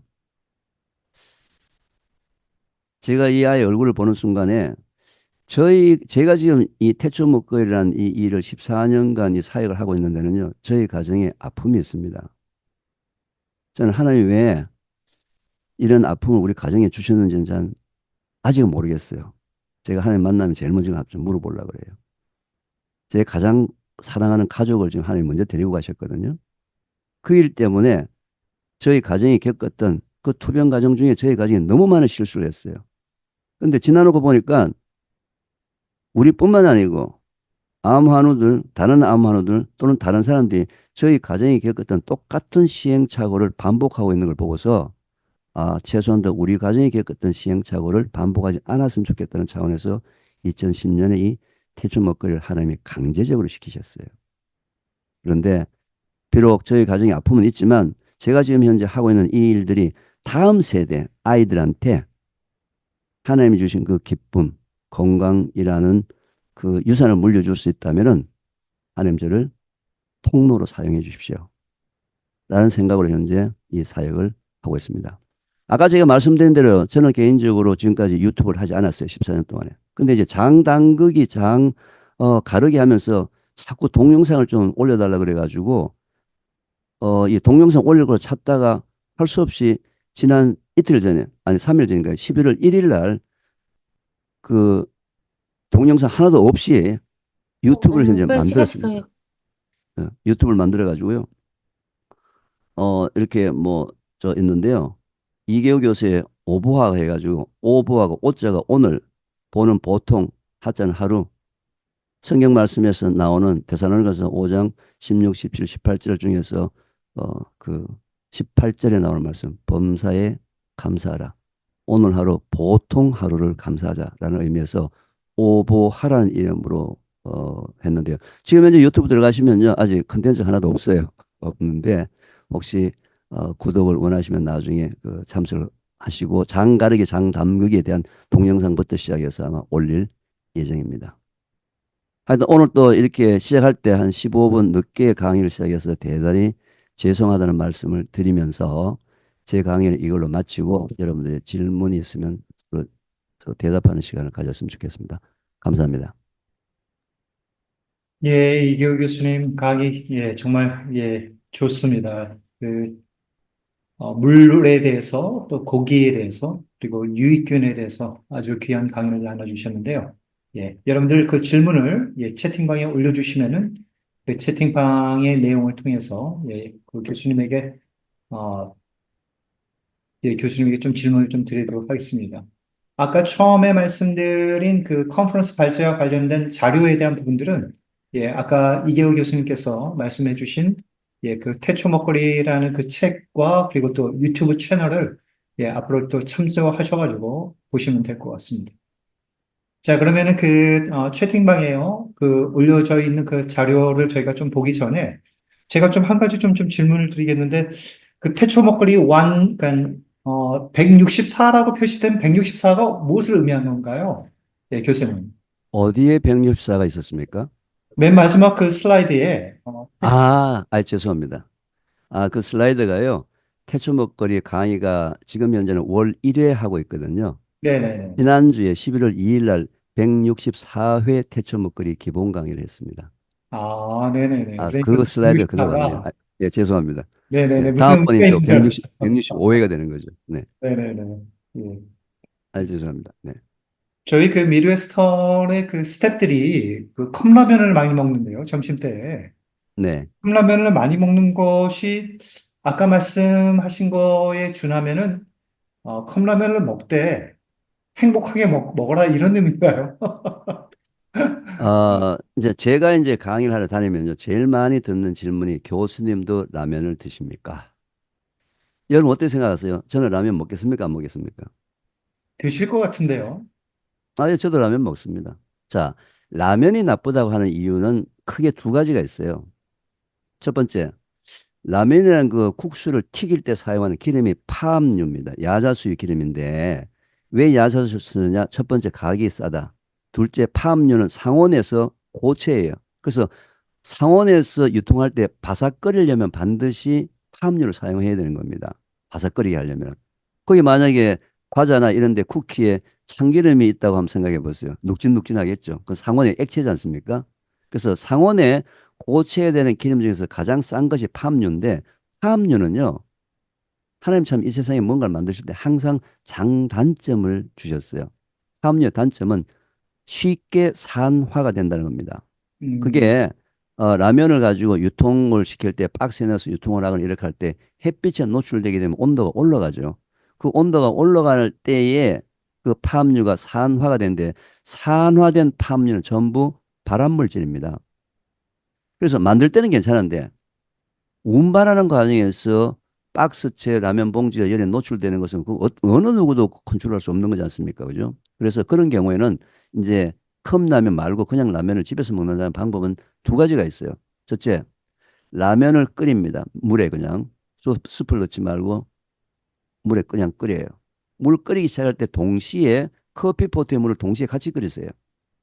그래서 면만 집어넣어서 면에 풀릴 때까지 끓이게 되면은 함유가 다 빠지겠죠. 그럼 그 물을 따라내 버리고 커피포트에 뜨거운 물을 바로 집어넣어서 라면을 드시면 되겠죠. 그죠? 또는 그것도 귀찮다 하게 되면은 이미 우리가 건라면, 기름에 튀기지 않는 라면들이 많이 나와 있어요. 제품들이. 많이 나와 있기 때문에 그걸 드시면 되는데 이제 컵라면에서 가장 이제 우려가 되는 부분들은 일단 그는 건라면이 제가 컵라면에서 건라면, 기름에 튀기지 않는 건라면이 있는지 없는지 제가 좀 정확하게 모르겠는데요. 기름에 튀긴 것도 문제지만서도 역시 컵라면을 굉장히 계속 많이 드시게 되면 결국 컵 안에 코팅되어 있는 플라스틱 물질들이 다른 사람보다는 더 많이 먹을 확률이 있는 거죠. 자, 그런데 문제가 뭐냐면요. 아침에는 시간 없다고 먹고요. 점심 때는 바쁘다고 먹고요. 저녁 때는 입맛 없다고 먹고요. 들고 다니면서 먹고요. 너무 많이 먹는다는 거예요. 너무 많이. 그죠? 그것도 적당량을 자기가 조절하면서 먹으면 문제가 없는데 나는 매일 점심을 컵라면 먹을 거야. 그러면은 편리성은 있지만 제가 말씀드렸죠. 그 컵라면 한 끼 가지고 배는 부르는 요기는 되는데 여러분 몸에 필요한 필수 영양분을 공급해 주는 데서 엄청나게 펑크가 났단 말이에요. 근데 그게 장기간 반복되게 되면 어디선가 인체에 꼭 필요한 영양 성분들이 부족하겠죠. 그리고 소위 임밸런스. 임밸런스가 항상 문제예요. 그래서 음, 컵라면도 적당하게 즐기십시오. 너무 많이 드시지 마시고 적당히 네. 즐기시면 전혀 문제가 없는데 이걸 너무 과하게 거기에 너무 의존을 하다 보면 결국 장기간 가게 되면 결국 영양 불균형이 생기게 되면 결국 면역력이 떨어지거든요. 그 면역력이 떨어지게 되면 여러분 몸 속에서 가장 약한 부분이 고장이 나기 시작하는 거죠. 예, 저희 스태프분들, 예, 앞으로는 좀 컵라면, 예, 자제해 주셔가지고, 예, 말씀하신 대로 적당히, 예, 적당히 드셨으면 좋겠습니다. 지금 그 질문 하나가 올라왔는데요. 간암으로 투병 중에 의사가 저염식을 위해서 평소에 먹는 생채소에 있는 그 염분으로도 충분하다고 했는데, 따로 염분을 추가해서 먹어야 하나요? 라는 질문이에요. 뭐 근데 이제 굉장히 예, 전문적인 어떤 질문을 하셨는데요. 네, 어, 항상 그 제가 받는 가장 많은 질문 중에 하나가 뭐냐면요. 오해하시는 게 제가 자꾸 의사인 줄 알아요. 그래서 자꾸 진료 상담을 합니다. 네네네. 약을 먹어야 말까요? 수술할까요? 예. 말까요? 저는 의사가 아니고요. 하나님을 믿는 과학자입니다. 그래서 과학자로서의 대답은 해드릴 수가 있는데요. 지금 이제 질문하신 분은 간암으로 투병 중에 의사가 저염식을 위해서 평소에 먹는 생채소에 있는 염분으로도 충분하다라고 했는데요. 아까 제가 말씀드렸지 않습니까? 채소 속에는 염분이 거의 없어요. 전부 칼륨, K, 칼륨이 많지 나트륨이 거의 없다니까요. 음, 그래서 이제 저 부분이 저는 저 의사 선생님이 잘못됐다고 얘기하는 것이 아니고요. 염분도 고염도 안 좋고 저염도 안 좋고 뭐요. 필요한 양만큼의 소금은 있어야 된다는 거예요. 음, 그게 과학자들이 지금 이제 가이드라인을 내놓은 것이 세계보건기구에서 어른인 경우에는 하루에 5g의 소금, 5g이 티스푼, 차 숟가락으로 한 숟가락 정도. 근데 제가 그걸 간접적으로 느끼는 방법, 개인적으로 느끼는 방법은 자기가 물을 먹었을 때 바로바로 화장실을 간다 하면 몸에 나트륨 양이 작다는 거죠. 지금 현재 이분은 현재 투병 중에 있으니까 자주 혈액 검사를 할 거 아닙니까? 그러면은 나트륨과 칼륨의 농도를 측정 혈액 검사를 할 때 나트륨과 칼륨 두 개 약물 추가를 해서 혈액수의 나트륨의 농도가 적정량이, 적정량이 어느 정도인지 의사가 정확하게 알고 있거든요. 숫자를 정확히 알고 있단 말이죠. 그럼 실제로 혈액 검사 수치를 가지고 현재 간암 그 하시는 전문의 선생님하고 한번 상의를 하시는 것이 가장 현실적인 방법 같아요. 지금 제가 음, 여기서 먹어라, 먹지 말아라 얘기하는 것이 아니고요. 혈액 검사를 해서 지금 혈액 검사를 계속 하실 거 아닙니까? 정기적으로. 그죠? 혈액 검사 하실 때 나트륨과 칼륨의 농도를 측정해서 그 수치를 보고 전문 의사가 판단을 금방 할 수 있어요. 그냥 바로 그냥 즉각 할 수 있거든요. 그렇게 하시는 것이 가장 좋겠습니다. 음, 예. 이기호 교수님, 이전에, 몇 년 전에요. 한 그 교수님이 비타민 C에 대해서요. 비타민 C에 대해서, 아침에도 먹고, 점심에도 먹고, 저녁에도 먹고 해서 비타민 C 같은 경우는 충분히 공급을 하는 게 좋다라고 이제 말씀을 하신 적이 있는데, 비타민 C가 저희 몸에 어떤 그 유익균을 가져다 주는 어떤 효과가 있나요? 좀 그 부분에 대해서 좀 약간 궁금해서 좀 질문을 일, 드립니다. 네, 일단은 제가 비타민 C에 대해서 아침, 점심, 저녁에 꼭꼭 정기적으로 먹으라라고 강의를 한 적은 없고요. 그걸 강의를 제일 지금까지 왕성히 하시는 분은 이제 이왕재 예, 교수님이라고 맞습니다. 네. 서울대 의과대학 교수님이신데요. 저는 그 비타민 C 부분에서 이렇게 강의를 하고 있습니다. 오늘 제가 강의를 빠뜨렸는데요. 시간 때문에 제가 하지 않는 내용이 뭐냐면요. 여러분 지금 현재 저하고 컨퍼런스 참석하신 분들은 스트레스 받으십니까? 예, 아, 저는 받고 아무 있습니다. 대답 아무 대답 없는 거 보면 스트레스 안 받는 모양입니다. 그 비결 좀 알려주세요. 예. 한국 사람들은요. 지금 특히 한국 사회는 구조적으로 스트레스를 받을 수밖에 없는 사회예요. 그렇게 되어 있습니다. 전 세계에서. 자, 그러면은 제가 이렇게 한번 질문해 보겠습니다. 태초에 하나님이 천지를 창조하실 때 여러분들이 오늘 살고 있으면서 스트레스 받을 줄 알았을까요? 몰랐을까요? 하나님이 아셨을까요? 몰랐을까요? 여러분들이 다 아셨어요. 다 아셔가지고요. 여러분 스트레스 받으면 안 되거든요. 왜냐하면 스트레스를 받게 되면은요.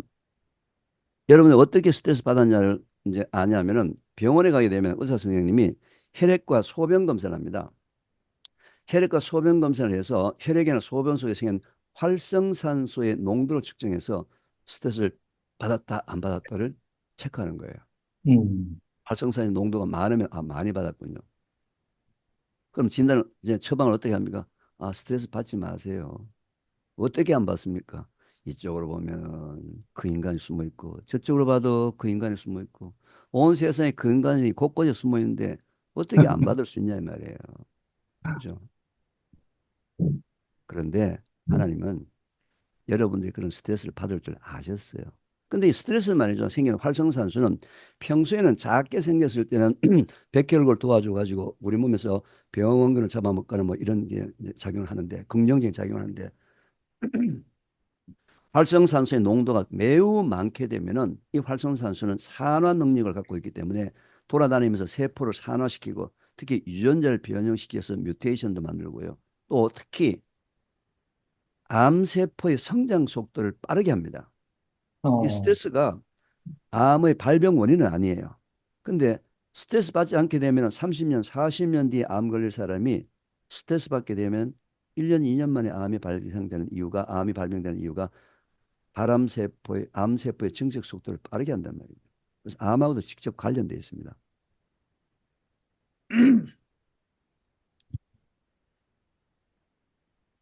제가 아침에 9시 오랜만에 강의를 했어요. 목이 지금 계속 이렇게 그좀 걸려서 탁한 소리 나는 걸 좀 양해해 주시기 바랍니다. 그래서 그래도 하나님이 여러분들이 스트레스 받아서 활성산소 생길 걸 알았어요.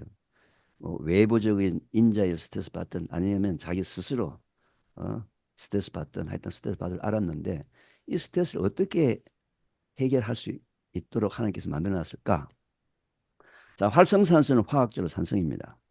음, 그런데 화학적으로 산성을 중화시키려면 뭐가 필요하죠? 알카리가 필요합니다. 음, 그래서 이 지구상에 존재하는 하나님이 만드신 셋째 날 만든 모든 색깔 있는 채소나 과일의 주성분이 알칼리입니다. 엔타이옥시던트, 항산화 물질.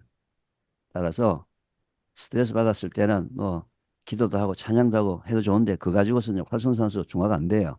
먼저 하나님이 우리한테 주신 컬러푸드를 빨리 먹으면은 소화되어서 2시간 뒤에 컬러푸드 속에 들어있던 항산화 물질 엔타이옥시던트가 혈액 속으로 들어가서 2시간 전에 생긴 활성산소를 화학적으로 중화시키고 그 다음에 기도하시고요. 찬양도 하시고 성경 말씀도 읽으시고 잠도 자고 뭐 여행도 가고 운동도 하고 현재 여러분이 하시던 거 하라고요. 가장 첫 번째 뭘 하라고요? 컬러푸드. 칼라고. 하나님이 주신 컬러푸드. 음. 칼라푸드를 먹는 데도 방법이 있습니다. 왜요? 칼라푸드 먹으러 가면요. 무조건 단 과일만 먹어요. 나는 사과 좋아한다고 사과만 먹고 귤만 먹고 항상 토탈 푸드. 뭐예요? 전체식 홀 푸드.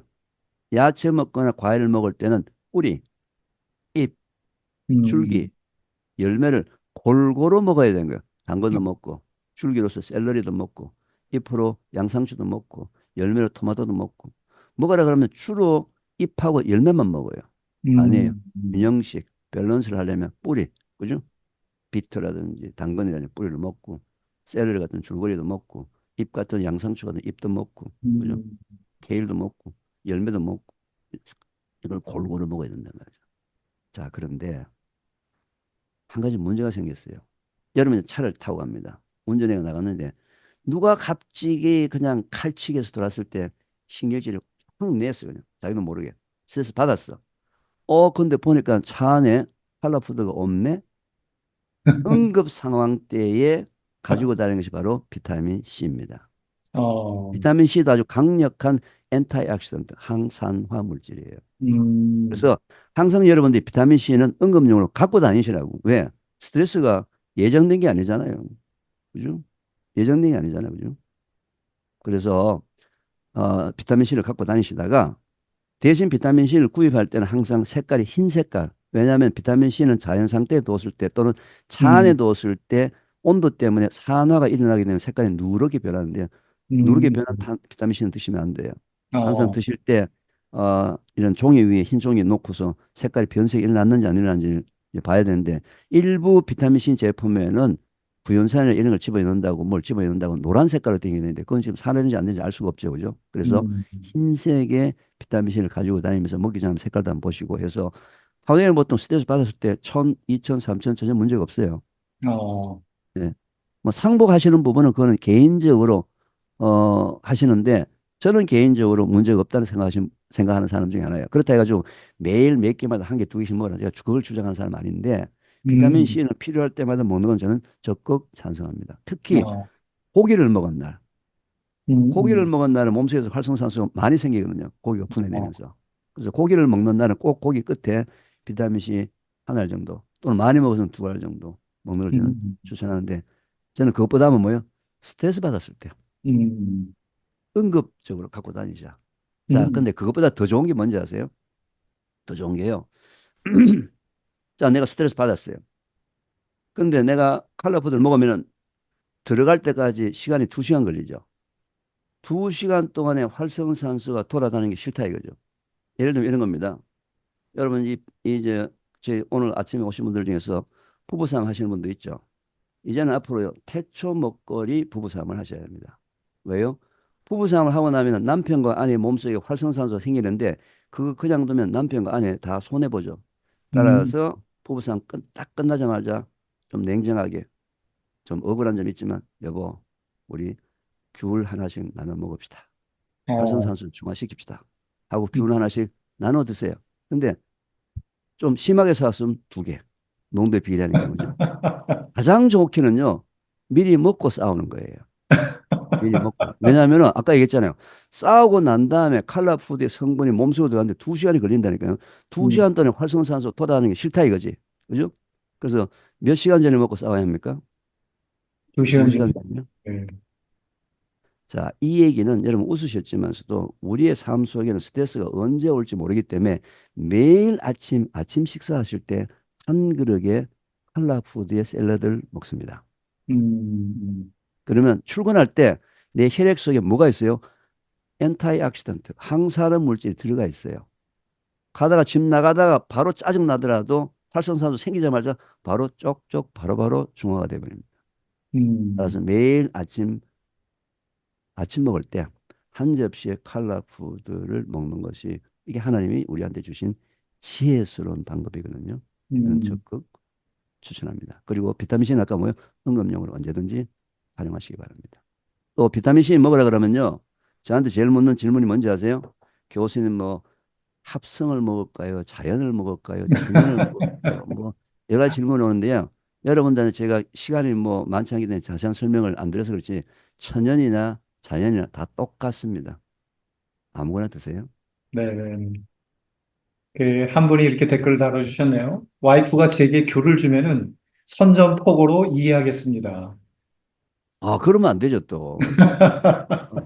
어, 싸우자는 의미가 아니고 이제 화평의 의미죠. 서로 좋자는 의미잖아요. 그죠? 네, 네, 서로 네. 서로 서로 서로 같이 살자는 의미잖아요. 그죠? 예. 저희가 고기를 먹을 때 그러니까 쌈을 싸서 색깔이 있는 그런 채소하고 쌈을 싸서 먹으면 참 좋겠네요.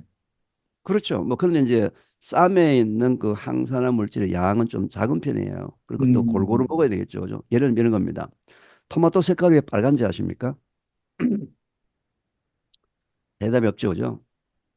일본 뭐 과학적인 대답도 있는데 제가 어디 당진 시민광장에 가가지고요. 토마토 음, 색깔이 왜 빨갛습니까? 얘기하니까 아무 말이 없는데 조용한데 누가 멋쩍은지 저 뒤에서 어떤 할머니 한 분이 손을 들었어요. 토마토 색깔이 빨간 이유가 부끄러워서 그렇다고 해서 한참 웃었습니다. 그런데 토마토 색깔을 하나님이 빨갛게 준 이유가요.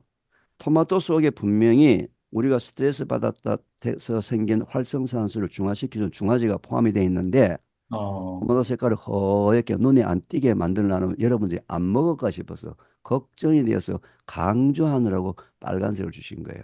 먹어라. 음, 먹어라. 근데 분명히 또 요 인간들 중에서도 빨간색 싫어하는 인간들이 있을 것 같아가지고 인간의 눈에 가장 잘 띄는 현란한 색깔 초록색, 뭐 주황색 넣어놨는데 색깔마다 성분은 다 다릅니다. 보라색은 안토시아닌, 주황색은 베타카로틴, 빨간색은 라이코펜. 그런데 기능은 무슨 기능이요? 똑같은 기능, 음, 항산화 기능. 음, 미국 암협회에서 지난 40년 동안에 갖고 있는 구호가 있습니다. Five a day. 하루에 5가지 색깔을 갖고 있는 채소나 과일을 먹으면 음, 절대로 암에 걸리지 않습니다. Five a day라는 구호가 있거든요. 네. 그래서 이제 그런 부분이 때문에 그렇고 지금 현재 그 톡에 올라와 있는 부분들 보면요. 콩에 대해서 좋은 성분에 대해서 강의를 해주셨는데 20대 이후에 갑자기 콩 알레르기가 생겨서 피하고 있습니다라고 얘기하는데요. 자, 이건 이렇게 이해하시면 돼요. 우리가 콩을 먹는 이유 중에는 이유가 여러 가지가 있지만 그래도 가장 큰 이유가 콩 단백질 때문에 먹는 거거든요. 근데 음, 콩을 먹을 때 먹는 방법이 2가지가 있어요. 예를 들면 두유와 두부를 해서 먹는 방법. 어, 이건 단백질을 농축해서 먹는 방법이에요. 근데 여러분이 먹었던 이 두부나 두유 속에 들어있는 단백질은 우리 몸에 들어와가지고 65%만 단백질이 아미노산으로 분해돼서 우리 몸으로 흡수가 되고요.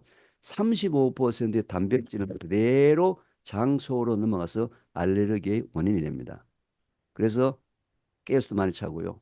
많이 일어나는데 이 콩을 지금 제가 연구한 식으로 발효를 하게 되면 바깥에서 미생물들이 콩 단백질을 분해시켜서 95%의 단백질이 우리 몸속으로 아미노산을 밖에서 흡수가 일어나는 거예요. 근데 이제 5% 남았죠. 음, 5% 그래도 이제 단백질이 발효 음식을 먹더라도 된장이나 청국장 먹더라도 5%의 단백질이 분해 안 되고 장으로 넘어가서 알레르기 원인이 되지 않습니까? 이 5%도 어떻게 해결하느냐? 여러분들 고기 지을 때 주로 어떤 과일을 사용하시죠?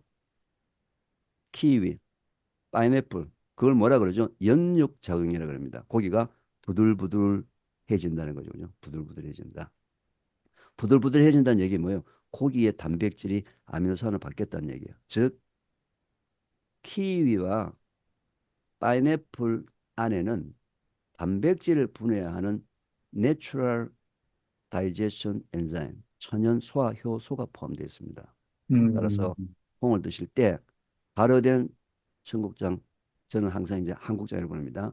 한국장과 된장을 드시고 5%를 몰려 후식으로 키위 한 쪽, 키위는, 파인애플 한 쪽 먹으면 100%가 음, 하나님 음, 주신 100%의 단백질을 내가 소화시킬 수 있는 그런 방법. 조금 전에 아프리카 출신들은 콩을 먹지 않는다는 얘기도 똑같은 거예요. 콩을 삶아도 뭘 해도 다 뭐예요? 65%만 소화되고 35%가 소화되지 않고 장으로 넘어가기 때문에 다 가스 발생량이 많고 방지가 많고 알레르기가 생기고 그런 거예요. 그죠? 그래서 이 발효된 음식과 함께 하나님이 원래 주신 내추럴 엔자임, 천연 효소가 들어있는 것들. 그 천연 효소가 들어있는 것들이 주로 뭐냐면요. 꿀도 생꿀도 천연 효소가 들어있고요. 그다음에 유럽 사람들이 많이 먹는 사우어크라우트라고 해서 양배추 가지고 만드는 거. 그다음에 제가 지금 얘기하는 한국장에도 단백질 분해 효소가 들어 있습니다. 김치에도 단백질 분해 효소가 들어 있어요. 즉 이게 내추럴 다이제션 엔자임이 포함되어 있는 이 반찬 종류를 가지고 먹게 되면은 지금 아마 콩 알레르기 또는 방귀 이런 부분들이 아마 대폭 줄어듭니다. 지금 이제 탄산수를 얘기했는데요. 음, 탄산수는 이거예요. 여러분 탄산수를 먹는 이유가 뭡니까? 입이 텁텁할 때 뭔가 음, 청량감, 왜 버블이 막 생기니까. 그래서 콜라 사이다 다 그런 거잖아요. 그 버블이 생기는 게 뭐냐면 이산화탄소예요. 음, 이산화탄소 버블을 그 속에다가 고압으로 넣어놨다가 마개를 딱 따는 순간에 압력이 일기압으로 바뀌면서 안에 농축되었던 압력을 눌려놨던 버블들이 튀어나오면서 입을 막 때리면서 청량감이 일어나는 겁니다. 그런데 물에다가 이산화탄소만 집어넣으면요, 써요. 맛이 없어요. 그래서 거의 대부분 탄산수는 거기다가 감미료, 단맛을 넣든지 향을 넣든지 뭘 집어넣어놨다는 얘기죠. 근데 여러분 한번 보세요. 이 지구상에 존재하는 모든 유기물들, 음식이나 식물이나 동물이나 이런 것들은요, 다 분해가 돼가지고 마지막 산물이 이산화탄소와 물로 바뀌어요. 인간도 육체도 다 이산화탄소와 물로 바뀌고요. 콜라, 뭐 과일, 하여튼 모든 유기물들이 전부 다 이산화탄소와 물로 바뀝니다.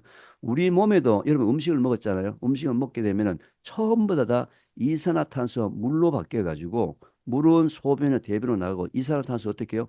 폐에서 호흡을 통해서 바깥으로 지금 뽑아내고 있는 중이지 않습니까? 이산화탄소를. 음, 여러분의 폐가 여러분 주무실 때도 1년 하루 24시간 1년 365일을 단 1초도 쉬지 않고 여러분들을 위해서 몸속에 생성된 이산화탄소를 뽑아내려고 그렇게 고생하고 있는데 밤 한숨 못 자고 고생하고 있는데 돈 주고 이산화탄소를 지금 안으로 집어넣고 있는 중이에요. 얼마나 몸을 학대하고 있는 중입니까? 그죠? 자기의 그 입속에는 청량감을 위해서. 자, 그런데 제가 항상 얘기하는 것은 자, 고기나 뭐 어떻게 느끼한 것을 먹고 난 다음에 뭐 탄산수 한 컵 먹는 거 그건 전혀 문제가 없는데 문제는 아침 저녁 들고 다니면서 탄산수를 먹는 습관이 문제라 이거죠. 음, 그죠? 한두 잔 즐기셔도 괜찮은데 그 습관은 하나님이 주신 이 하나님의 성령에 관한 성전을 엄청나게 학대하는 거예요. 어? 왜 돈 주고 다시 집어넣습니까? 계속 지금 여러분을 위해 가지고 밤 한숨도 못 자고 1년 360을 밤 안 자고 지금 뽑아내고 있는데 왜 그렇게 학대를 하세요? 돈 주고 하면서. 적당하게 즐기십시오. 음. 예, 이기호 교수님 오늘 그 정말 귀한 강의해 주셔서 정말 감사합니다. 저희 또 그 몸을 또 건강하게, 예, 저희 육체적인 어떤 또 몸도 건강하게 또 잘 보존을 해야지 또 하는 일을 하는데, 크게 도움이 되리라 믿습니다. 오늘 또 그 귀한 강의해 주신 이기호 교수님께 정말 박수로, 예, 여러분들, 예, 네, 감사합니다. 이렇게 초청해 주셨을 때는 감사하고요. 언제든지 기회가 되면은 뭐 혹시 이제 선교사님들이라든지 뭐 이런 부분들 기회가 네네네. 된다면 또는 뭐 이렇게 질의응답 오늘 보니까 질의응답이 제가 보니까 한 가지 여기 어, 채팅방에 올라와 있는 것들도 제가 다 답을 다 못 해드렸는데 하여튼 이런 부분들이 필요하시면 언제든지 저에게 요청해 주시면 뭐 제가 어, 시간이 되는 한 같은 시간 같이 시간을 좀 나누도록 하겠습니다. 이기호 교수님 혹시 그 이메일 주소를 하나 그 채팅방에 올려주셨으면 좋겠는데요. 예.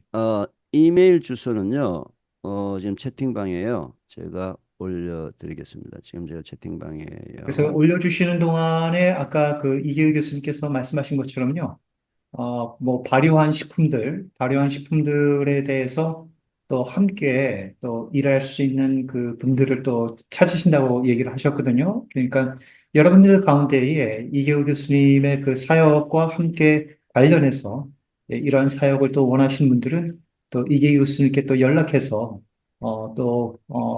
또 함께 할 수 있는 어떤 그런 사역들을 이렇게 좀 찾아보는 것도 좋으리라 생각합니다. 그래서 여기 그 또, 홈페이지하고, 예, 유튜브에 대한 거, 그 다음에, 예, 이메일 주소를 또 저희들에게 말씀해 주셨으니까, 여러분들 가운데 또 관심 있는 분들은 또 연락하셔서 또 함께 또 이 사역에 또 함께 하실 수 있는 그런 기회가 되었으면 좋겠습니다. 예. 이기우 교수님 정말 오늘 감사드리고요. 네, 또 나중에 또 뵙도록 하겠습니다. 너무나도 예, 유익한 강의해 주셔서 정말 감사드립니다. 예, 네, 감사합니다. 예, 감사합니다. 네, 감사합니다. 예, 여러분들 또 오늘 온라인 컨퍼런스에 또 참여해 주셔서 감사드리고요. 예, 또 다음 기회에 저희가 그 이번 해에는 이기호 교수님의 강의로 또 온라인 컨퍼런스를 또 마감하도록 하겠습니다. 다음 회에는 또, 정말